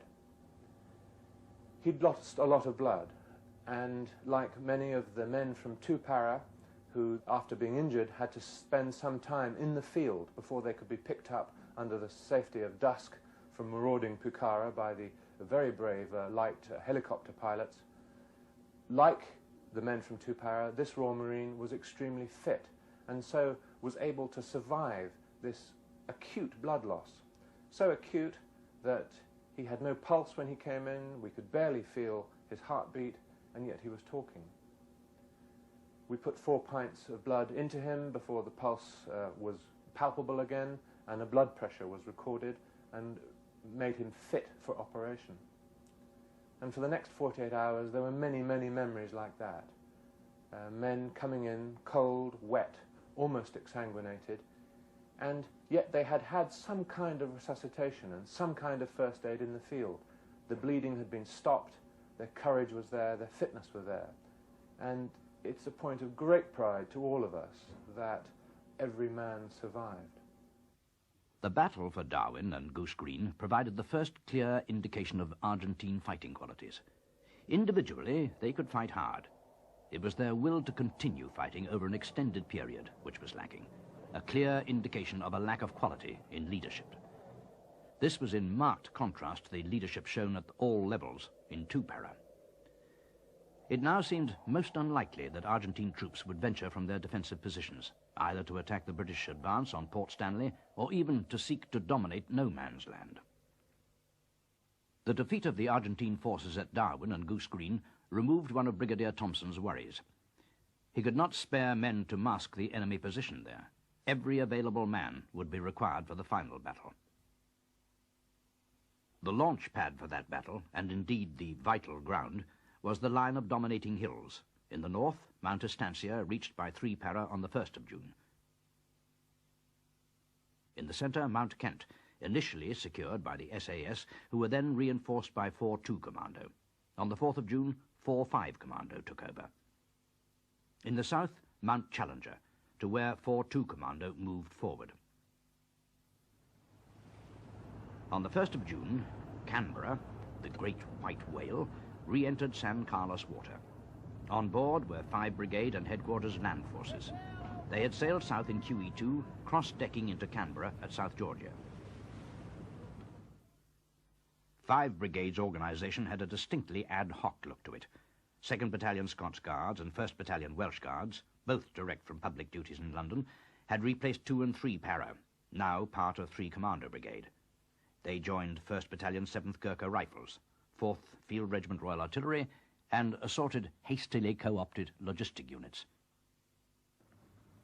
5 Brigade lacked the Arctic experience, clothing, equipment, and vehicles of 3 Commando Brigade. General Moore had arrived ahead of 5 Brigade in the frigate HMS Antrim, conferring en route with Admiral Woodward on board his flagship HMS Hermes. It seems to me that, first of all, what we were after was a victory ashore for one of our groups of men, battalion or whatever, that was going to prove that our guys could really do it. And my goodness, they have today. That's right. And yesterday. They had that considerable fight yesterday, captured 100 or so prisoners, and took the first part and surrounded the others. And then, as a result of proving their quality and their moral domination, frankly, I think that's probably the reason that the others have surrendered today. I arrived in San Carlos on the 30th, and 2 Para had just the previous day taken Goose Green in that marvellously brave action, which was very important to me because I'd been hoping for an action which would establish in the minds of the enemy that in anything like a battle between equal forces, we were going to win it. And there couldn't be much doubt from now on that we'd established that. The second thing was that, of course, the Yomp Tab was going on across the northern part of the island, and 3 Commando Brigade were moving forward. 42 Commando had not yet begun to move into Mount Kent, but were just about to. 3 Commando Brigade was on its way. Coming along behind, of course, and I'd been in QE2 with them, were 5 Brigade, and they were going to be landed, and I wasn't quite clear which way we were going to move with them. Now, the people who were already there had experienced several days of these very heavy air attacks from the Argentinian Air Force. The rest of us hadn't. And whilst there were a lot of alerts and occasional aircraft came over during the night, the daylight raids on San Carlos had ceased by the time I arrived, so I didn't have to suffer those air attacks. And there's no doubt that they coloured the way that people thought about things, and rightly coloured the way that people thought about things. And I think that was an important aspect of the amount that we could use various facilities, the amount one was prepared to thrust helicopter movement forward in daylight without cover, and the amount of protection one was going to provide for forces moving forward. The 1st 7th Gurkhas were the first troops of 5 Brigade to leave the beachhead. They marched south to Goose Green to replace 2 Para, who now also came under command of 5 Brigade. It was at this moment that there came an opportunity for 2 Para to make a dramatic move forward in the direction of Stanley. After the Battle of Goose Green, B Company was the standby company for any further operations. On the 2nd of June, we got intelligence from Brooks Hardcastle, the manager at Darwin, and if we could manage to get to Swan Inlet, which is some 20 k's forward of our positions at Goose Green, we may well be able to ring through to Fitzroy and find out whether there are any enemy in either Fitzroy or Bluff Cove. This slightly harebrained scheme, which was codenamed the 50p telephone call, I managed to convince Chris Keeble that it was worth a try, and also to convince the Brigadier that we should give it a go. So at about 1400 hours on the 2nd of June, I took off with 3 scout helicopters and 2 armed helicopters to make the assault onto Swan Inlet House. Myself and Colour Sergeant Morris approached the house. I threw a brick through the window. He tried the door and found it open. We got inside. We found one jacket from an Argentinian who had been wounded. We searched the house and then found the telephone, an old-fashioned one, which we cranked twice, which is the code for Fitzroy, and we got through to Ron Binney's daughter. I answered the telephone and they said it was them, so I took off and got Dad. What did they say to you? Well, they just said it was the British Army. Did you say anything to them? No, they asked me if the Argentines were here, and I said no, and then I went and got Dad. I came in and answered, and they said, yes, the British Army. And I said, well, that's great, Neil. Where are you? Of course, they wouldn't tell me. They said, we're still in the Darwin area. But I knew they were fairly close because they were quite late on the phone. Mm-hmm. So what did they ask you? They asked, was there any Argentines in the area? And I told them that they'd pulled out the day before, after they blew the Fitzroy Bridge. And they asked, was there any at Bluff Cove? And I said, well, there wasn't. They all pulled back past there. And they said, fine, we'll be seeing you later. The news that Fitzroy was free of Argentine forces, and the fortuitous presence at Goose Green of the one and only Chinook to have survived the loss of Atlantic Conveyor, enabled A and B companies of 2 Para to leap the 30 miles to Fitzroy and Bluff Cove as dusk fell on the 2nd of June. They were joined by the remainder of the battalion the next morning. So there we had the news that 2 Para had got all the way forward to Fitzroy and were moving on to Bluff Cove, and 5 Brigade were beginning to catch up, as it were, with the position that 3 Commando Brigade had got to in the mountains. Now, this posed problems as well as giving advantages. I'm a great believer in balance in all things military. And whilst this move obviously achieved tactical balance in the sense of positioning on the ground with both brigades forward, it produced considerable logistic imbalance because all my capability logistically to move stuff was needed to support 3 Commando Brigade forward in the mountains without a lot of spare capacity to suddenly start supporting 5th Brigade 40 miles further on than they had been. And this posed very considerable problems to my staff, and in particular the logistics staff.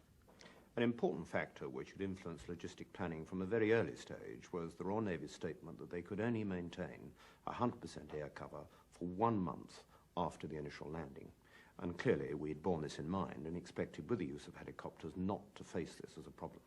But the loss of Atlantic conveyor, coupled with the ravages of trench foot as the men got into the mountains, meant that we really had to speed up logistics as quickly as possible to ensure that we brought the Argentinians to a decisive battle before that month was out.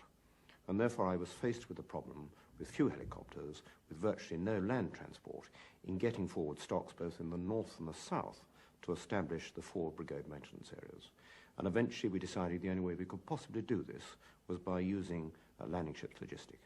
In the north, to support 3 Commando Brigade, we were able to get into Teal Inlet without enemy interference and establish a very well-positioned forward BMA.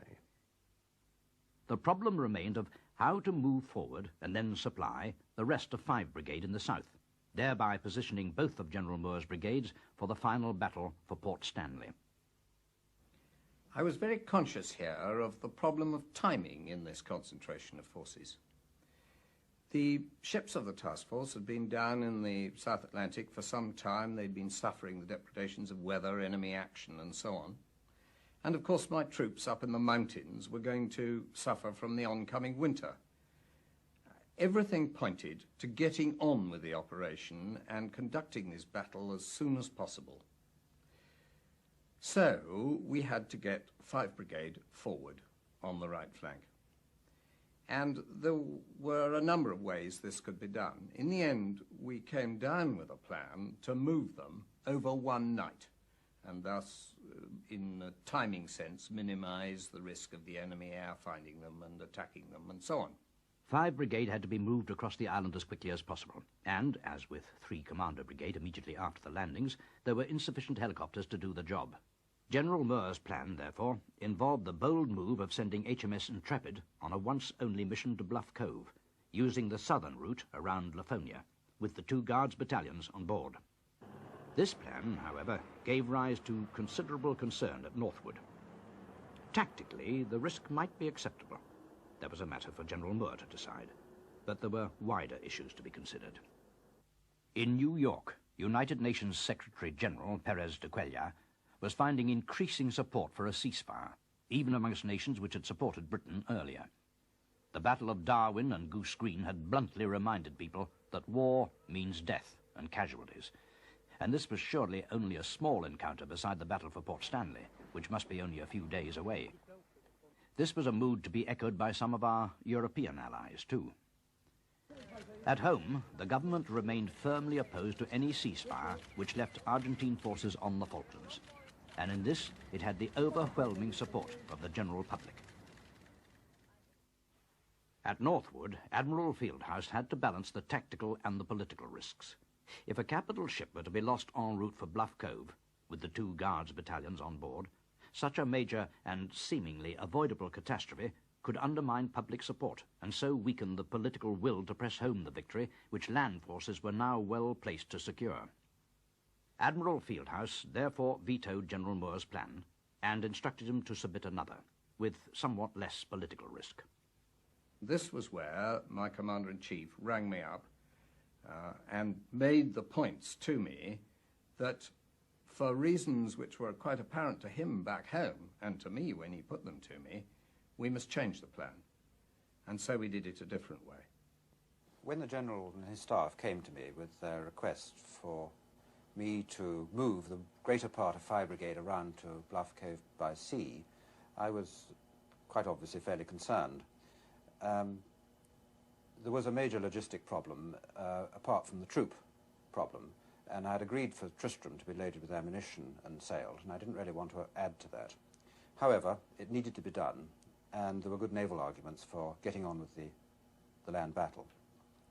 So I put the staff to work to produce a plan, and the solution they came up with, which I agreed with, was for the Scots Guards to go in Intrepid by night, and they would be disembarked into the landing craft by Lively Island in the mouth of Chesil Sound, where Intrepid should be safe from Exocet and other forms of attack.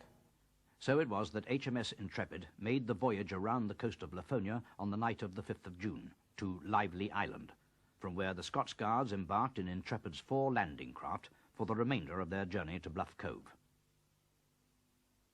In the prevailing weather conditions, they should have only had about a 3 to 4 hour sea journey, but the wind shifted and headed them, and the journey took 7 hours before they were landed in Bluff Cove.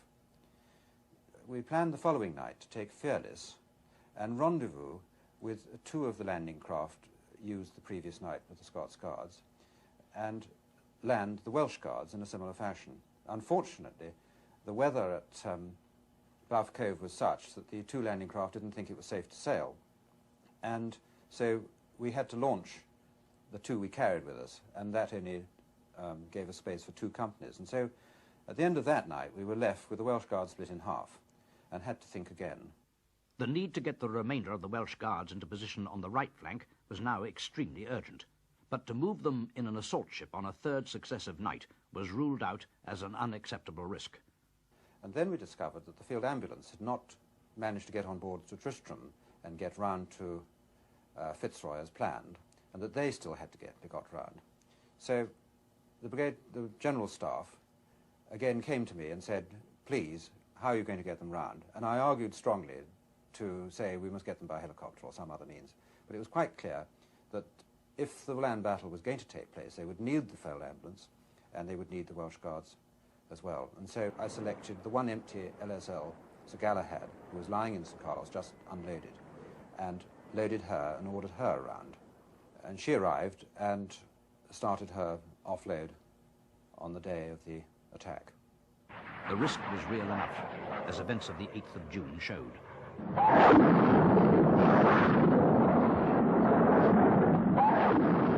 The 5,700-ton LSL, Sir Galahad, tasked to complete the job the assault ships had begun, lay bombed and ablaze in Port Pleasant. The Welsh Guards, along with men of the field ambulance, engineers and several other units, were still on board when she was attacked. 43 soldiers died and 108 were injured. 5 men of the Royal Fleet Auxiliary also lost their lives, and 11 others were injured. The companies of the Welsh Guards on board Sir Galahad expected to go direct to Bluff Cove to join the rest of the battalion, but Sir Galahad was ordered to Fitzroy, where 5 Brigade needed their field ambulance. This was unwelcome news to the Welsh Guards because withdrawing Argentine troops had partially blown the only bridge linking the 2 settlements. When the ship anchored off Fitzroy in Port Pleasant around dawn on the 8th of June, there was a delay in disembarkation. Nearby, Sir Galahad's sister ship, Sir Tristram, also at anchor, having sailed round 24 hours earlier, was busy unloading ammunition. There was a shortage of landing craft, and those available were heavily committed. It was decided to offload the field ambulance before the Welsh Guards. Meanwhile, all this activity in Port Pleasant had been observed on Stanley radar, and the 2 little ships at anchor in broad daylight, with as yet no organized air defense, were just too tempting a target for the Argentine Air Force.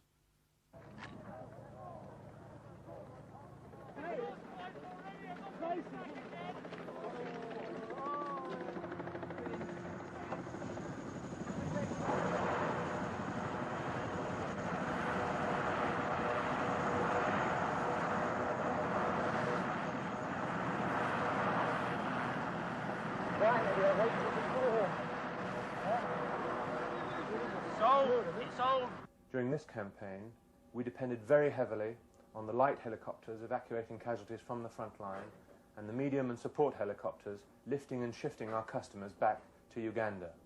They were tremendous. They were very busy on the night of June the 8th. You saw them, obviously, in the shots back here, rescuing casualties from the smoking wreck of Galahad and Tristram. All those casualties arrived that night at Ajax Bay, helicopter load after helicopter load. And in the confusion of that night, my memory is of 70 of those 150 Welsh Guards being told by me that because they only had 10% burns, they could not be treated at Ajax Bay. They took the news with great courage and stoicism, standing there, blowing on their hands with tattered remnants of skin hanging from their burnt fingers. Each man seemed to know somebody else more badly injured than him inside. They took that decision and the further journey with great courage, and I think it should be recorded. Tragic though it was, the injury and loss of life at Fitzroy could not be allowed to delay preparations for the final battle. The two companies of the Welsh Guards who had been on Sir Galahad had lost all their weapons and equipment. They were airlifted back to San Carlos and replaced by two companies of 40 Commando, who were still holding the San Carlos beachhead. The 1st 7th Gurkha Rifles also moved up by air and sea from Goose Green.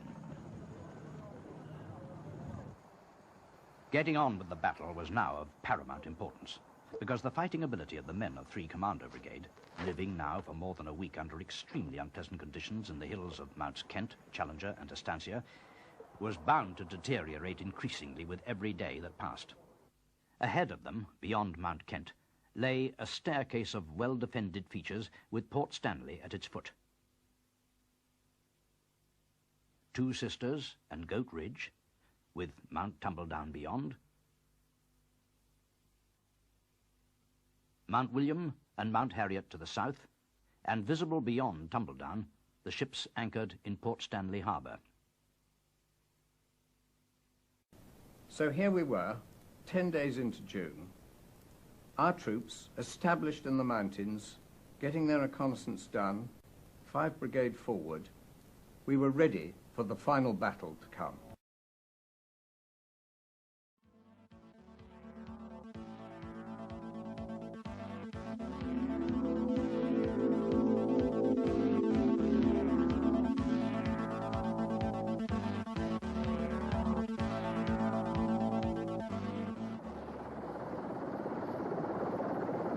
You had one big battle already at Goose Green. You learned any lessons from that? Learned a lot of lessons. What sort of things? Well, fighting through. Just keep on going. There's no stop, no turning back. Just straight through. Well, we've got to do, haven't we? You know, we can't just jack halfway. We've got to carry on. We've got to take Stanley. No stopping us now, I don't reckon. What about the rightness of it all? Well, it started off as British soil. Argies barged in, and we're here to kick them out. The 11th of June. 2 para, rested after their victory at Darwin and Goose Green, prepared to leave Fitzroy for their assembly area behind Mount Kent.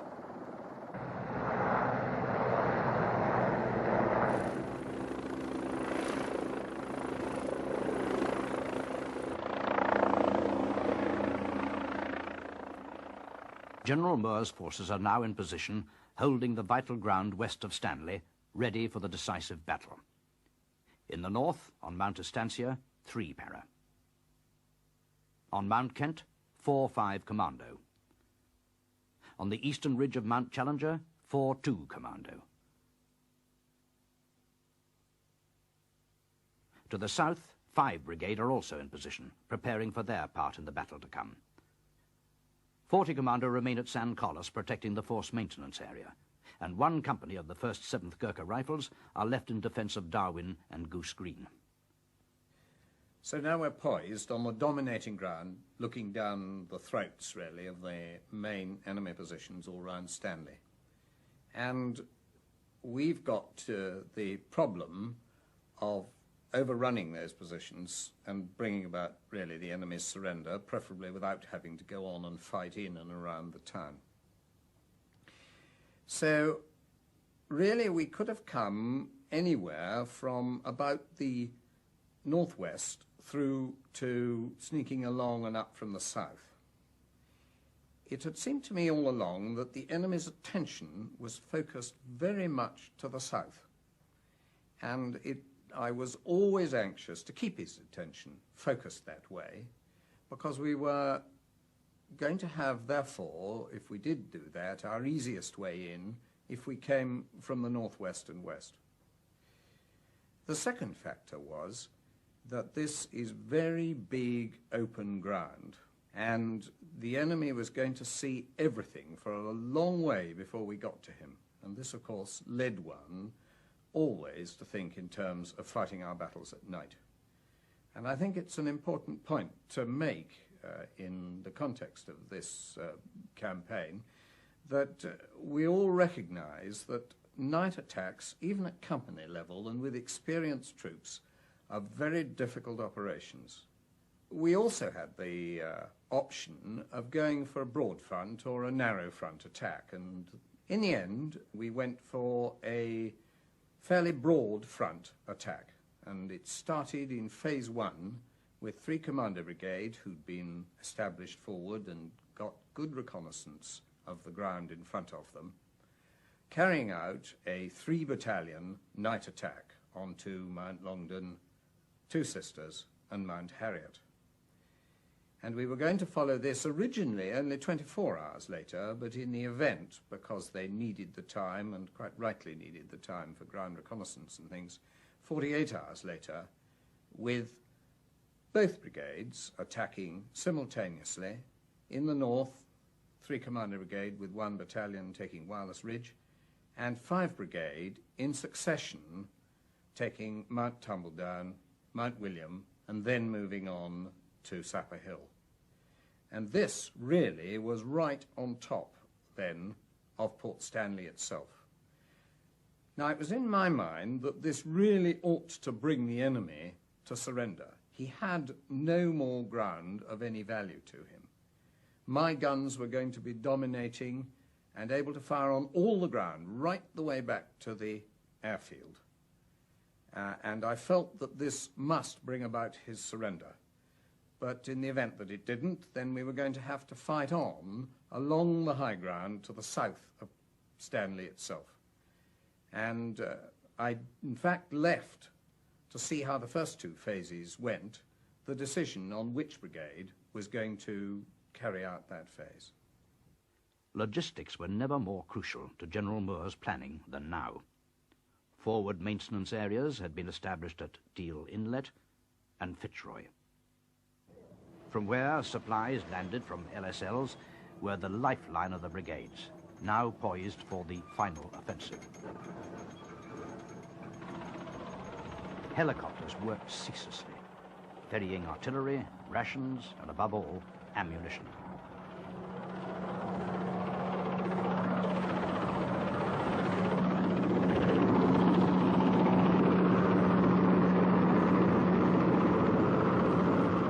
Facing our forces in well-prepared positions on all the main features were 2 infantry regiments and a marine infantry force of at least battalion strength.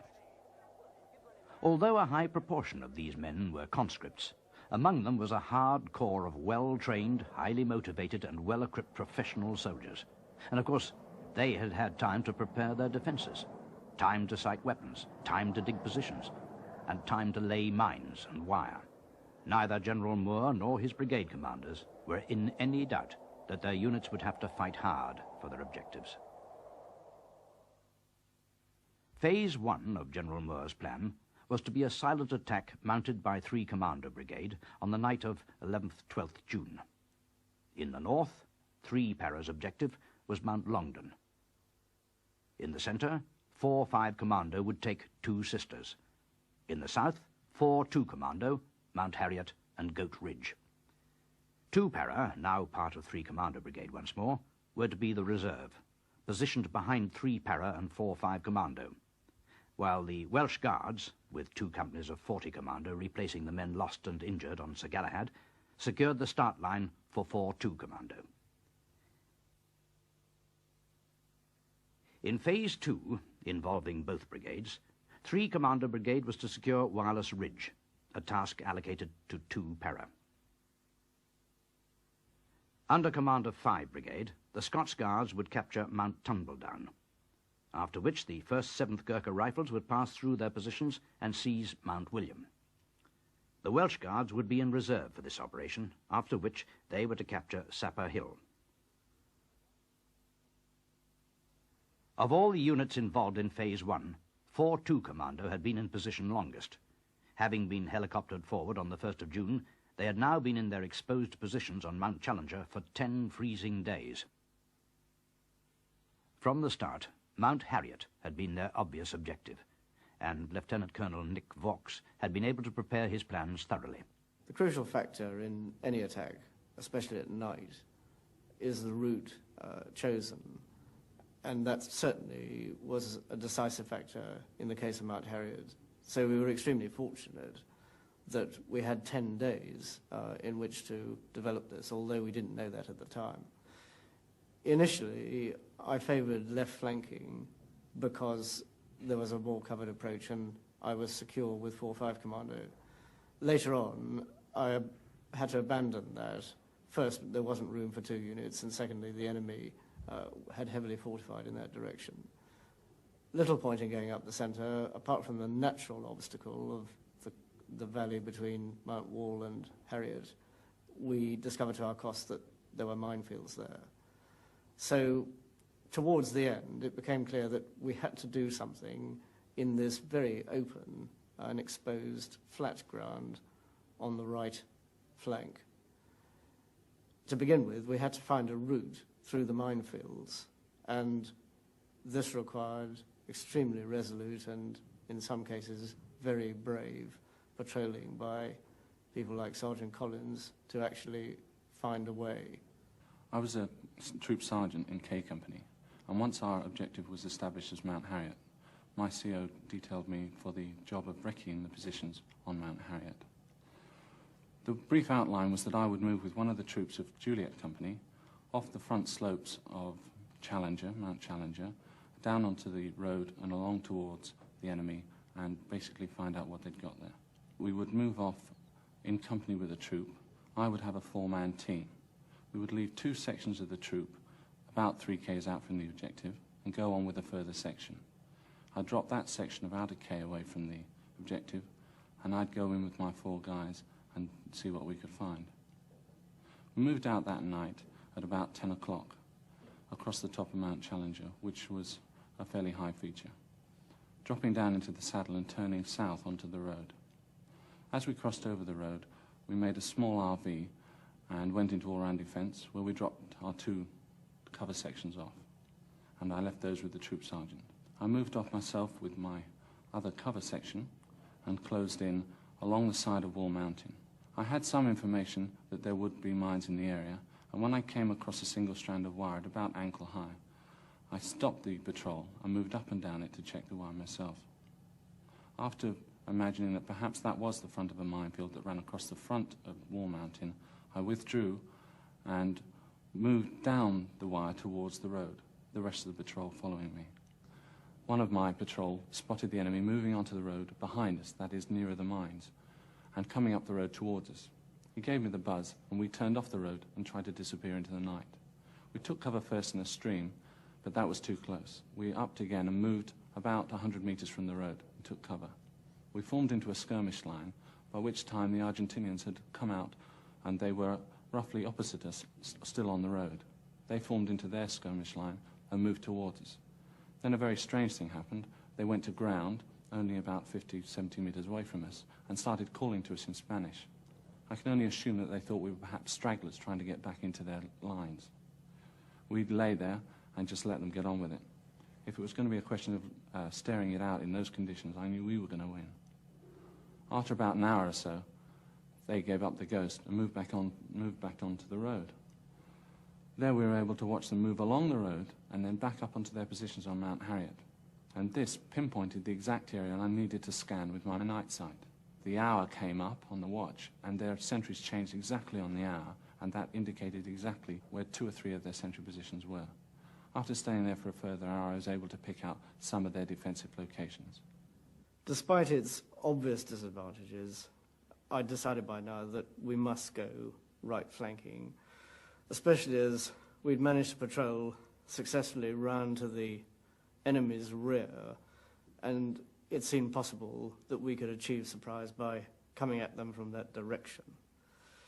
The plan, therefore, was to move forward the 2 rifle companies, K and L, in phase to a start line, more or less behind the enemy, and for the remaining company to provide support and be in reserve. Rough, missed the fucking runway. Some nice bombs all around it, but there are 13 aircraft, some of which are definitely Puckera, parked on the aprons around Stanley Airfield. There was also another report in that they had managed to reinforce themselves with helicopters from the mainland. They've now got the capability to lift 2 companies for reinforcements. We know how they're going to reinforce themselves, because on the slopes of Mount Kent, feature at the back, they left a tented area which contained their op orders for the defence of this area. Right? And they are prepared to lose 50% of their supporting troops. Timings, the exact timings are that this will start rolling at about 1 and this will start rolling about 3. Just on broad timings. Eventually, Peter Babington's company reached the start line an hour late, but nevertheless in good order, and the attack commenced shortly after that, once I was sure that the second company was in the FUP.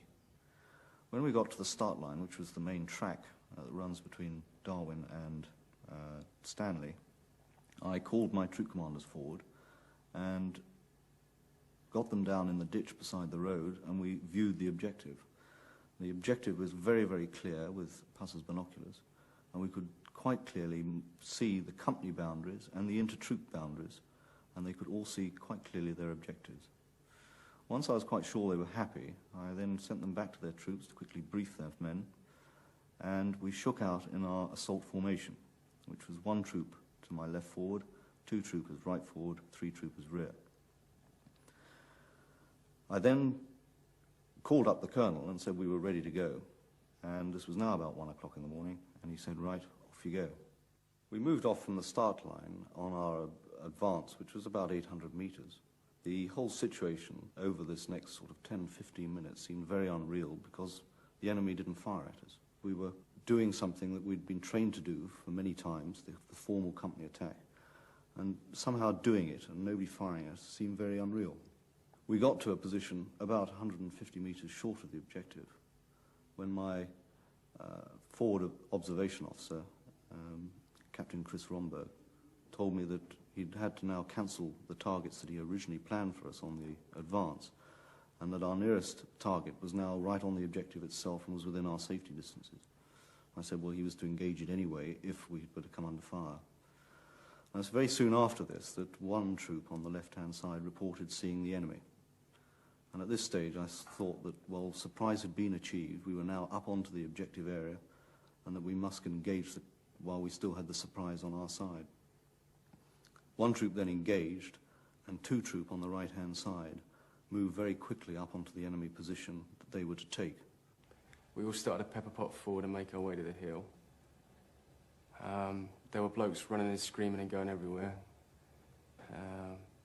Most of that was just fire control orders, and we were trying to get something back at them because they were trying to hit us something awful.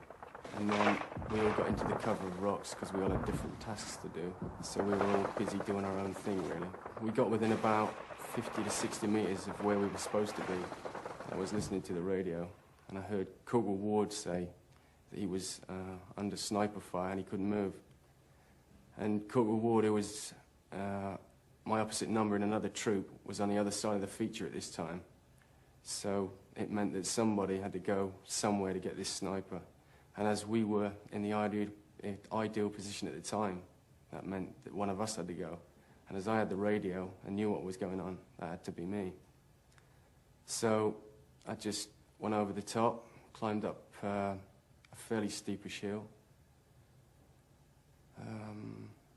went to my left to link up with L Company, who had then got up level with us, to tell them that I was going to go on up and for them not to shoot me.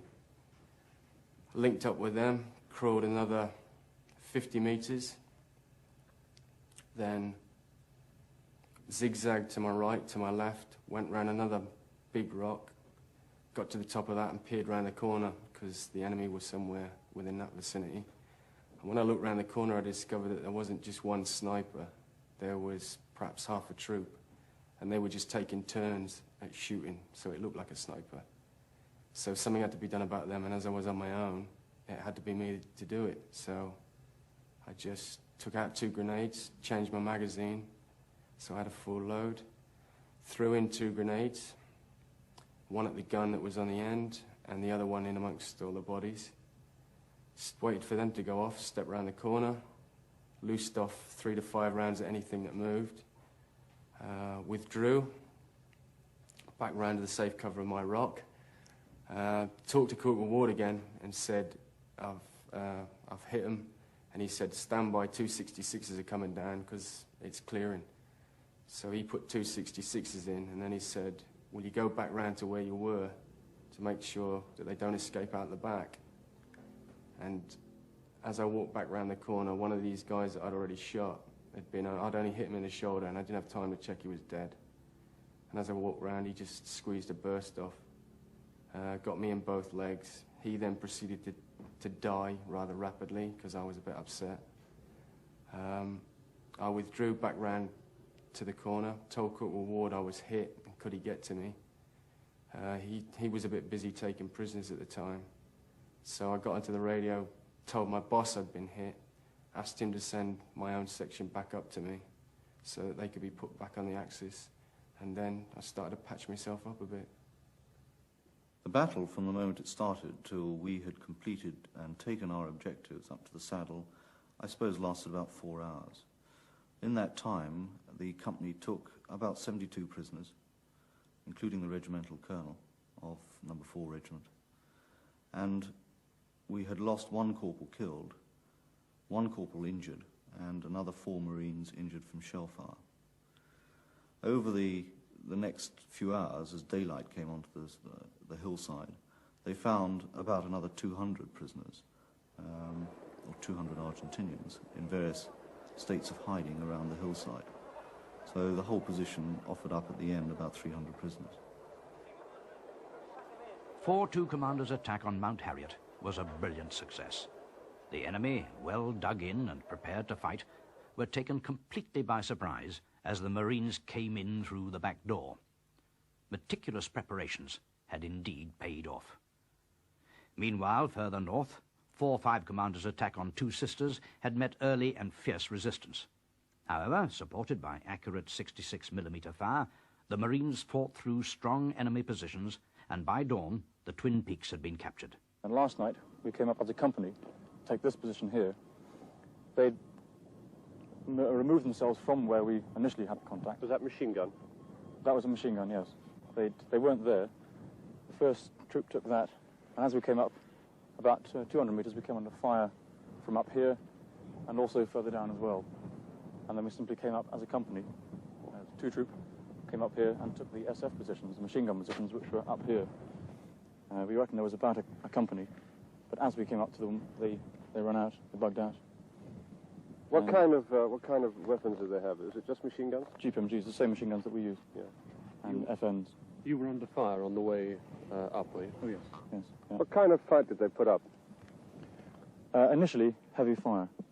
And then it appeared that as we put down our fire, and we were using the 66 anti-tank weapon, they began to move back from there. It appeared that they left sort of die-hard chaps up here, and as we got closer to them, they also ran away. So in fact, we found no one up here at all. By the time we got here, they'd all gone. Of the 3 Phase 1 objectives, Mount Harriet, Two Sisters, and Mount Longdon, the northernmost, Mount Longdon, was considerably further forward of the other 2. It was the objective of 3-para, and it proved to be the costliest land battle of the campaign. We had about a 4-hour approach march to the mountain, and not only was I aware that the overall brigade plan was intended to be a silent approach, but I myself would have gone for that approach in any case. The Argentine artillery was active. Our forming up places, assembly areas and start lines were going to be fairly obvious to any intelligent enemy commander, and therefore we did not want to preempt the surprise we hoped to achieve on the mountain and possibly be subjected to quite heavy artillery fire in these various areas that we were going to use on our route to the start line. Surprise, however, was the predominant factor which led me to favour a silent attack. On the tumble-down side of Mount Longdon, there was a very obvious valley approach and across the Murrell Bridge. All intelligence indicated that this was heavily mined. It was a very obvious approach, very dominated by Tumbledown, and really I could not consider it. Indeed, we wanted to try to fight our battle on the northern side of the mountain as far as possible in order to protect ourselves from Tumbledown. As the companies moved across the start line and across the very open terrain, moving upwards towards the ridge line of Longdon and the rocky summit of the mountain itself, it was at some stage during this fairly long advance over open and very dominated ground that Surprise was finally lost. A company, the left assault company, who moved onto the ridge to the north of Mount Longdon itself, had relatively little difficulty in gaining that ridge, which turned out to be totally undefended. But as soon as they reached it, they came under extremely accurate fire from a number of heavy machine guns on the summit of the mountain itself. Meanwhile, B Company, the company that was assaulting the western end of the summit, gained the first rocks, and whilst the machine gun fire continued relatively inaccurately over their heads and down into the valleys to the west, they began to come under much more accurate and lethal small arms fire from a number of marksmen, clearly with very good equipment. We've moved up along the side of Mount Longdon with a lot of effective enemy fire onto us, with a lot of grenades being thrown at us. We'd got to a position of two large rocks. I'd moved forward along the side of these rocks to a low bank where Mr. Cox, Mr. Bickerdike and Sergeant Mackay joined me. At this moment we were looking towards the next enemy position where Mr. Bickerdike was shot. He then, being tended by Mr. Cox, shouted over to Sergeant Mackay, "Is now your platoon, Sergeant Mackay." We moved forward at the double with covering fire from part of 4 platoon and 5 platoon section guns. As we were moving across, the private across to my left was shot and I later found out to be killed. We were moving up to the main rock feature now and I was actually shot in the hip. Sergeant Mackay carried on around the side of this position, taking out a number of trenches, and was later found, I was told, in the trench with enemy dead all around him. Once I'd been shot in the hip, it just felt like somebody was knocking you out and you were seeing stars. And when I actually did open my eyes, all I was looking up into was the night sky with a lot of stars looking down at me. There was a lot of noise still going on, which I assumed to be Sergeant Mackay still taking out the enemy, and people shouting my name. There then seemed to be a lull in the battle. I heard movement and I assumed that the enemy to be moved, and as I looked across, as I moved my head, I could see the actual tent and the position where I'd been shot from. I then decided I was going to move, and as I rolled over, I heard them, in some type of language, to say, I assumed it to be, "He's still there," and they then shot me again in the neck and the hand. The one on the hand was a tracer round, because I actually watched it burn. I then decided I wasn't going to move again. For his outstanding and selfless act of courage, Sergeant Ian Mackay was posthumously awarded the Victoria Cross.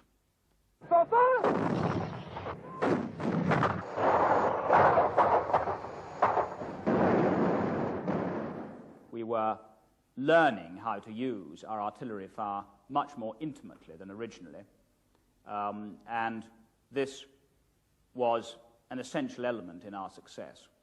I was quite unable to detect most of the time whether the incoming fire was our own guns supporting us or the enemy firing upon us, because as the Argentines lost ground, so their own observed artillery fire crept eastwards along the mountain behind us and made life extremely unpleasant.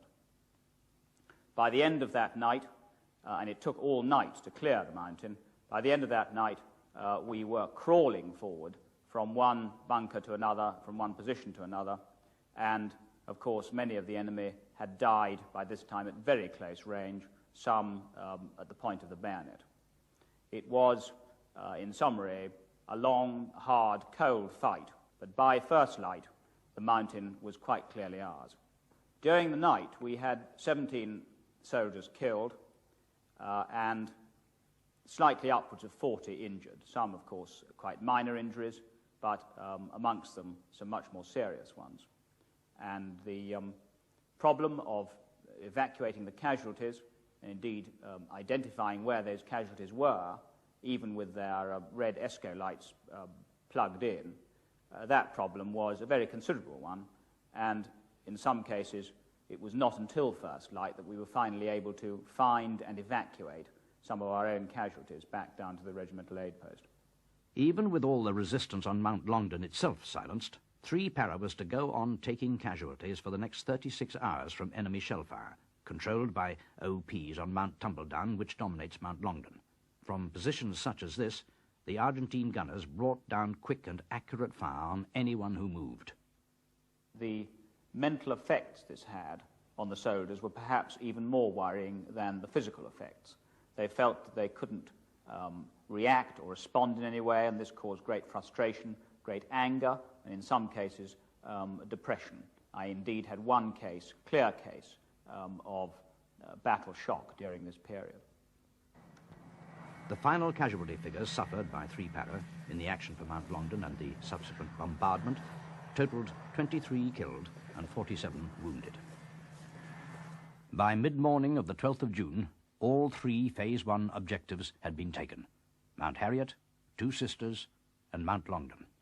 In Phase 2 of the battle, scheduled for the night the 12th-13th June, 2 Para, who had moved up in reserve behind 4-5 Commando and 3 Para, were to attack Wireless Ridge from the north. While to the south, the Scots Guards were to be airlifted from Bluff Cove to an assembly area west of Mount Harriet for their attack on Mount Tumbledown. Similarly, the Gurkhas were to be helicoptered into position for their assault on Mount William. Unlike 3 Commando Brigade, well established on the high ground before the start of Phase 1, in Phase 2, 5 Brigade were to take on their objectives almost unseen. Brigadier Tony Wilson, the commander of 5 Brigade, therefore requested a delay of 24 hours to enable his commanding officers to reconnoitre and plan their battles more fully. So it was on the morning of the 13th that the Scots Guards and Gurkhas were airlifted to their assembly areas. The delay of 24 hours was invaluable to the Scots Guards in particular, tasked with taking the formidable feature of Mount Tumbledown, steep, rock-strewn, and honeycombed with natural bunkers, occupied by men of the 5th Marine Infantry, some of the most determined and well-equipped Argentine troops on the Falklands. Lieutenant Colonel Michael Scott was initially ordered to attack from the southwest, which looked the easiest route, but it was also the most obvious one, exposed to long-range direct fire from the many well-sighted and prepared enemy positions on Tumbledown. In the shelter of Mount Harriet, now firmly in 4-2 Commando's hands, was a possible assembly area from which the Scots Guards would be well placed to attack the western end of Tumbledown. This approach from the west, between Mount Harriet and Goat Ridge, offered more cover and was much less obvious. It would have the further advantage of taking the Argentine positions from the side rather than head-on. Brigadier Wilson approved this change of plan. Half an hour before the first company crossed the start line, we put in a diversionary attack on the southern flank, which was the obvious route that the Argentinians thought we would come. Then, quite simply, after that, there were 3 phases. The leading company, G Company, would take the western end of Tumbledown, and then Phase 2 would be left flank's attack on the centre and main part of the objective, and finally finishing with right flank's attack, Phase 3, on the eastern end of Tumbledown Mountain. This is the route taken by the diversionary force, descending the slopes of Mount Harriet in a southeasterly direction, Mount William in the background, crossing the track to Stanley and engaging a strongly held series of enemy positions here, in this area of Gorse.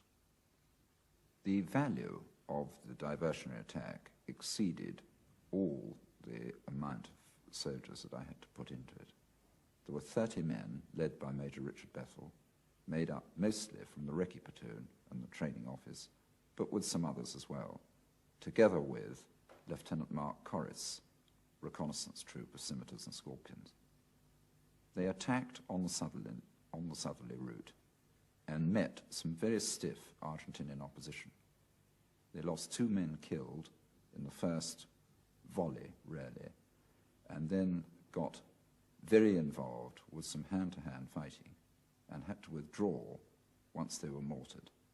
And in doing so, they lost, two men lost feet on mines and had to be carried out by the others, some of whom were already wounded, to get back to the troop and get on them and evacuate.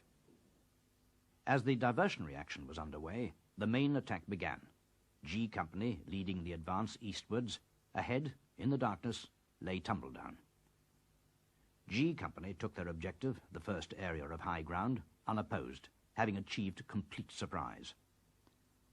The battle began in earnest as left flank moved through G Company into the open ground, dominated by the high crags at the western extremity of the mountain. The left forward platoon began climbing the rocky gully to take those crags. My company moved through G Company with 2 platoons forward. Left was 13 Platoon, commanded by James Stewart, and right 15 Platoon, commanded by Alistair Mitchell, with my own company headquarters between those platoons. The platoons are an extended line, with about 200 metres behind my reserve platoon, with the other part of my company headquarters. And as we moved forward down to the very low ground at the foot of Tumbledown, really the atmosphere in the company was electric, because to that point the enemy had not opened fire at all, and we didn't know at what stage he was going to open fire and with what. People were walking forward not knowing whether it was going to be a burst of machine gun fire, whether it was going to be a sniper, artillery fire, perhaps a mortar bomb landing down beside them, or whether they were going to tread on a mine. And we went forward for about 300 metres like this, just not knowing. And the question was soon answered, because when the Argentinians did open fire, they opened fire with everything they had, and from about 300 metres range. It was really quite cleverly done. And as we went to ground, we were taking casualties already. 13 Platoon up in the rocks from the snipers with very good night sights who were starting to pick them off, and down with the platoon that I was with by the heavy machine gun fire to our front. My task was to take the left-hand side of Tumbledown, as I was the left-forward platoon of the left-flank company. The problem that we faced was a series of isolated Argentinian snipers who were unable to get away. We went about 100 metres up the gully before they started to open fire on us. And almost straight away, my platoon sergeant, Sergeant Simeon, and a guardsman Tambini were killed. Several other guardsmen were hit, 1 or 2 who were shot in the chest, but who were saved by bits of equipment on them. The second in command of the left-forward section, who was hit to the cheek. And almost immediately, the whole system became a series of isolated sections fighting their own battles. Now, because I was unable to win the firefight with direct fire weapons, I therefore wanted to use all the indirect fire support which I'd been told we had to try and neutralize the enemy. And we've been told there were 3 batteries of guns, 2 ships, 2 mortar platoons, but instead of the deafening crash of all these shells landing on the enemy to our front, all that actually landed on the ground was one rather apologetic mortar round. The time that it took to register the artillery on target was considerable. It was almost 2 hours before we actually achieved that aim, and during that time, men were lying around getting very cold. The night had cleared slightly, but there were snow flurries coming across. The temperature was well below 0, and people were suffering really quite badly from exposure. One man close to me was unconscious and had to be dragged away. And my own signaller and I were both lying side by side shivering, but our inhibitions didn't really allow us to have bodily contact until really it was so cold that we got together and started warming each other. And he suddenly said to me in his irrepressible Cockney accent, "Hey, sir, what are they going to think if we're both killed and they find our bodies like this?" I remember standing up, trying to get a better look, and being shot at by a 66 anti-tank rocket from one of my own section commanders. There was a lot of chaos. Guardsmen were trying to fire back, but couldn't find out where the Argentinian snipers were. Eventually, after a pause in the battle, we were able to sort ourselves out. We sent the wounded back down the mountain, and the 2 section commanders, working together, were able to work themselves round behind the Argentinians and cut the snipers off from their friends and eventually kill them using grenades and 66mm anti-tank rockets. Once we got control again, myself and the right-hand section commander, Sergeant McGuinness, made a plan along with the platoon commander. I was to keep covering fire down first, and Sergeant McGuinness would move forward and take out the enemy that was in the rocks to our front. After he had gone firm, I was to move forward very slowly as I was in the open ground, and we went on like this up to the top of the hill using 66, 84 and white phos and L2 grenades to take the enemy out. The Argentinian snipers were well prepared. They had communication cord between each other. This we were able to follow until we eventually found their nests and removed them with grenades or with the bayonet. There weren't very many of them. We found about 6 or 7, but they took quite a long time to remove. Eventually, after long pauses, we were able to keep moving up to the top of the gully. And it was only when we weren't fired at for about 30 minutes that we were able to realize that, in fact, the gully was finally clear and our task had been finished. When at last the artillery rounds landed on target just to our front, I said to the commander of my right forward platoon, Alistair Mitchell, to go ahead and, with his platoon, carry out a left-flanking attack to clear the enemy positions immediately to his front. And with supporting fire from company headquarters, he did this. But I was expecting, while he was doing it, a lot more supporting fire to come from the in-depth Argentinian positions. But as I lay there watching this attack go in, really the supporting fire that was coming was sporadic, because the artillery had really neutralized the enemy in depth and got their heads down. And I realized that for about the next 30 seconds, until the Argentinians got their heads up, that really nobody controlled the battlefield, and that was our real chance to take the initiative. And although it's perhaps difficult in training ever to put your finger on a moment when the initiative passes in a battle, I would say that on Tumbledown, you could actually touch that moment. Because I was then able to move forward with my company headquarters and shouting to the platoon who were engaged in clearing those enemy positions, I got them to come along with me to the first ridge.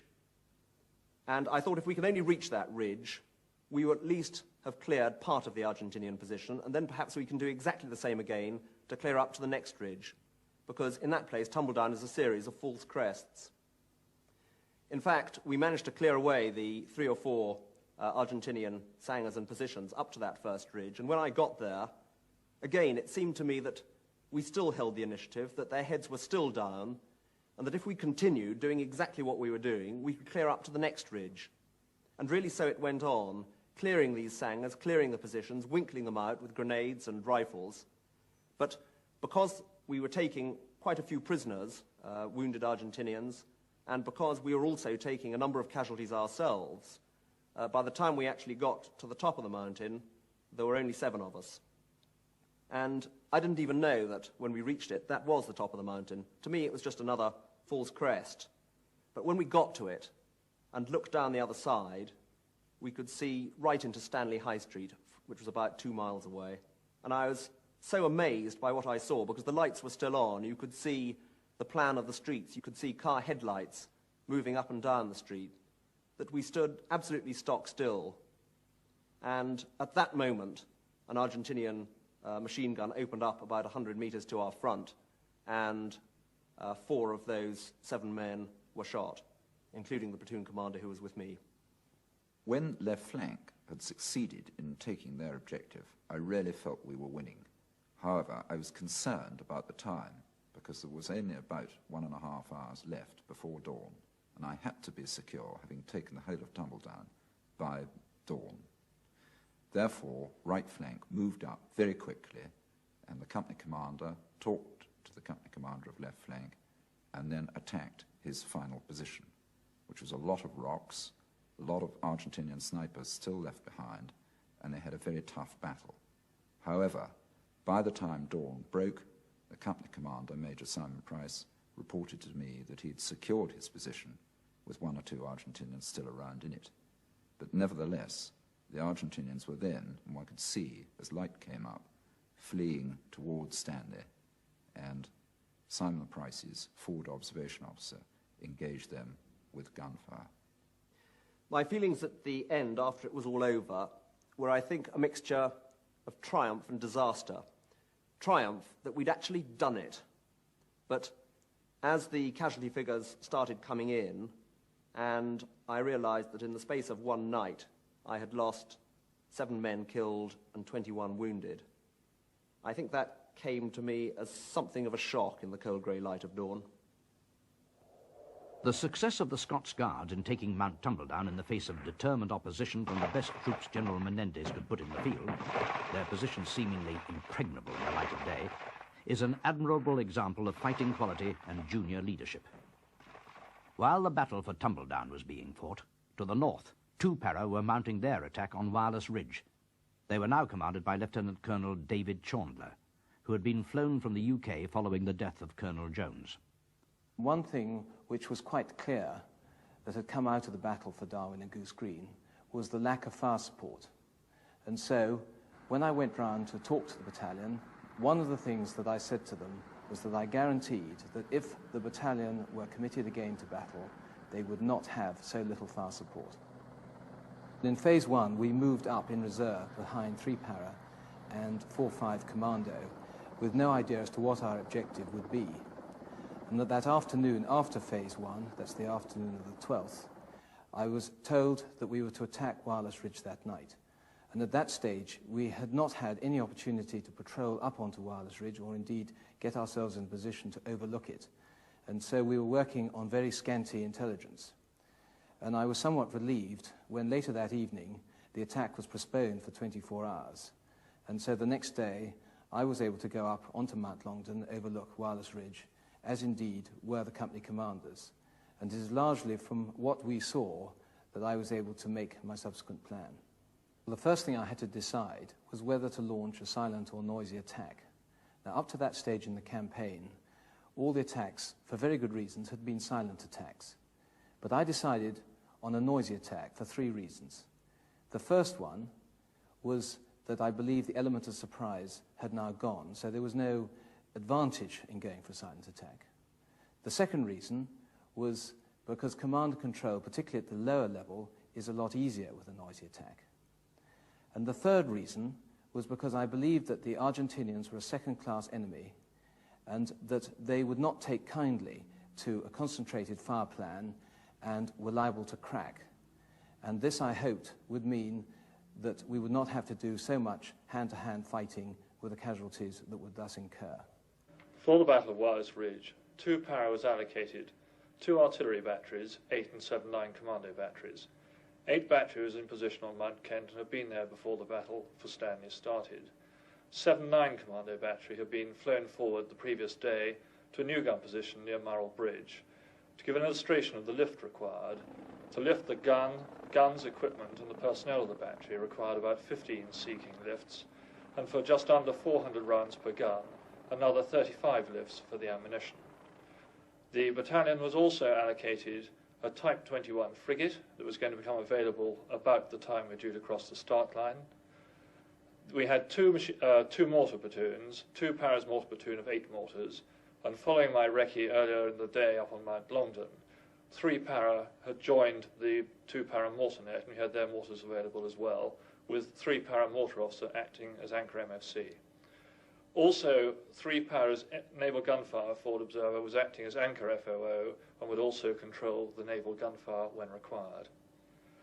The battalion also had its own machine gun platoon of GPM GSF, and we had also additionally a troop of CVRT of the Blues and Royals, consisting of 2 Scorpion and 2 Scimitar. In Phase 1, D Company attacked. They had a battery in direct support and were also supported by the CVRTs and by the machine guns platoon. Then A and B Company, in their Phase 2, started their attack, and I had a grandstand position for this, and what a remarkable sight it was too.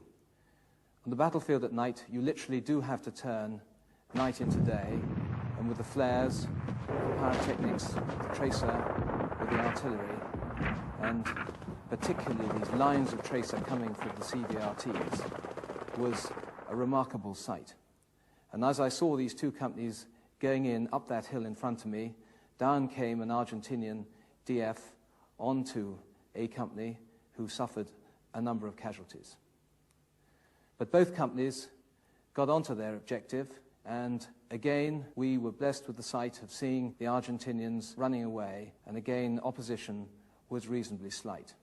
Judging by the number of maps and radio sets, which in some cases were still switched on, this had been their headquarters. At this stage, C Company, which is the patrol company, regrouped with the assault engineer platoon, and they attacked the Phase 3 objective, which they found completely abandoned. There were a number of pairs of boots on the objective, and in fact C Company claim that some of them were still warm, which bore witness to the very hasty Argentinian retreat. Once they were secure, I then moved the CVRTs and the machine guns platoon up onto the Phase 2 objective, and we were prepared for the final phase, Phase 4, which was that last ridge line on Wireless Ridge, and was obviously going to be the toughest nut to crack. Well, D Company moved off the Phase 1 objective round to the flank, and they started their attack. This, I think, is one of my most memorable sights of my whole military career. We had the 2 batteries of guns, and the frigate, and the mortars, and of course the 4 CVRTs and the machine guns.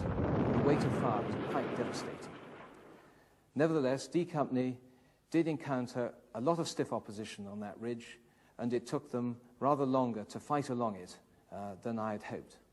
Where things for the platoon really got difficult was when we reached our limit of exploitation, which had been picked from a map, and it was a telegraph line running right across the ridge. We got to it, I informed the OC by radio, and the boys went to ground, partly in Argentine trenches, but mostly in the naval trenches. They were the holes made by the 4.5-inch guns that had been shelling the area. The company was then strung out right along the ridge, with myself the most easterly platoon. We then had a rather uncomfortable few hours waiting for light. We knew that if we could hang on until it got light, then from where we were, we overlooked Stanley and would have a very good shoot into it. In fact, really, we'd won the day if we could cling on. First light on the morning of the 14th of June, and the encirclement of Stanley was almost complete. The 1st 7th Gurkha Rifles were able to take Mount William with little opposition, and the Welsh Guards were poised to seize their objective, Sapper Hill. And all the time, the remorseless bombardment of the remaining Argentine positions was kept up.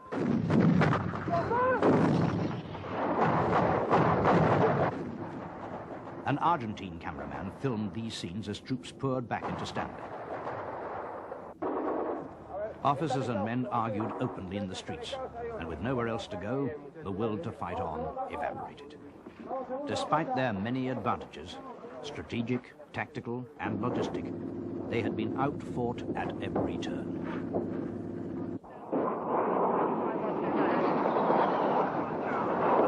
Roger. At this spot, we are aiming. On Wireless Ridge, 2 Para watched and waited. At first light, I moved up to D Company's position on the final ridge line. They had just repulsed a counterattack from Moody Brook. And standing on that ridge line, I saw this remarkable sight of the Argentinian army collapsing. And there were literally hundreds of soldiers, it's like black ants, pouring out of Moody Brook below me and of Tumbledown and Sapper Hill from across the valley. 8-2, Roger, out. There is a white flag flying over Stanley. Very marvellous.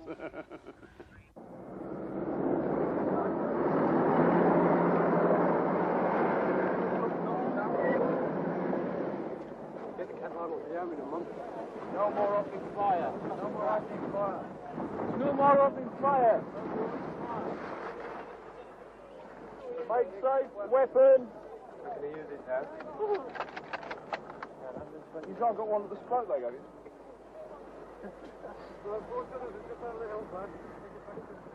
The situation is that we are in Stanley, and I understand that the General is going forward to talk to General Menendez in about half an hour. Now, what he's going to say to him, I don't know, And what the exact position is, I'm not fully aware, but all I do know is that the shooting has stopped.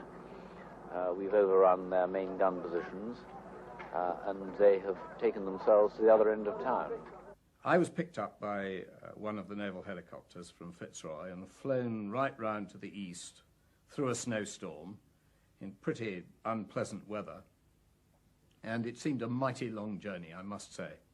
But we flew into the football pitch just beside Government House and were met by our own people who were forward there and went into the administrative building to take the surrender. I was pretty nervous about this meeting, really. After all, I'd never taken a surrender before, and it wasn't one of the subjects that had come up while I was at Staff College. I don't suppose anybody else had either. I'd thought about the document, obviously, and I had 3 copies of a document with me. And I was in a rather bare, sparse room with a table and a number of chairs, and there were about 6 of us. And Menendez came in with his 3 supporters, who were senior staff officers, and we sat round the table. I presented the document to him, and I told him that we'd greatly admired the way many of the Argentinians had behaved, and in particular, such as their Air Force had been very brave, and presented the document, which he looked at, and said that he didn't like the word unconditional before surrendered. I understood that he felt that this was belittling to him and his troops, and therefore, since it didn't seem to me to make a great deal of difference to the facts of the case, was quite happy to cross it out. We did that, and then after a bit of discussion about where people would go and making arrangements that he would move his men back from the frontal area and we would move them out of Stanley the following day, and my troops would not enter Stanley that night, we had a cup of tea and departed on our various ways.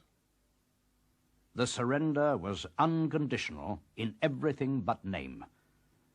With the signing of the surrender document, the battle for the Falklands was over.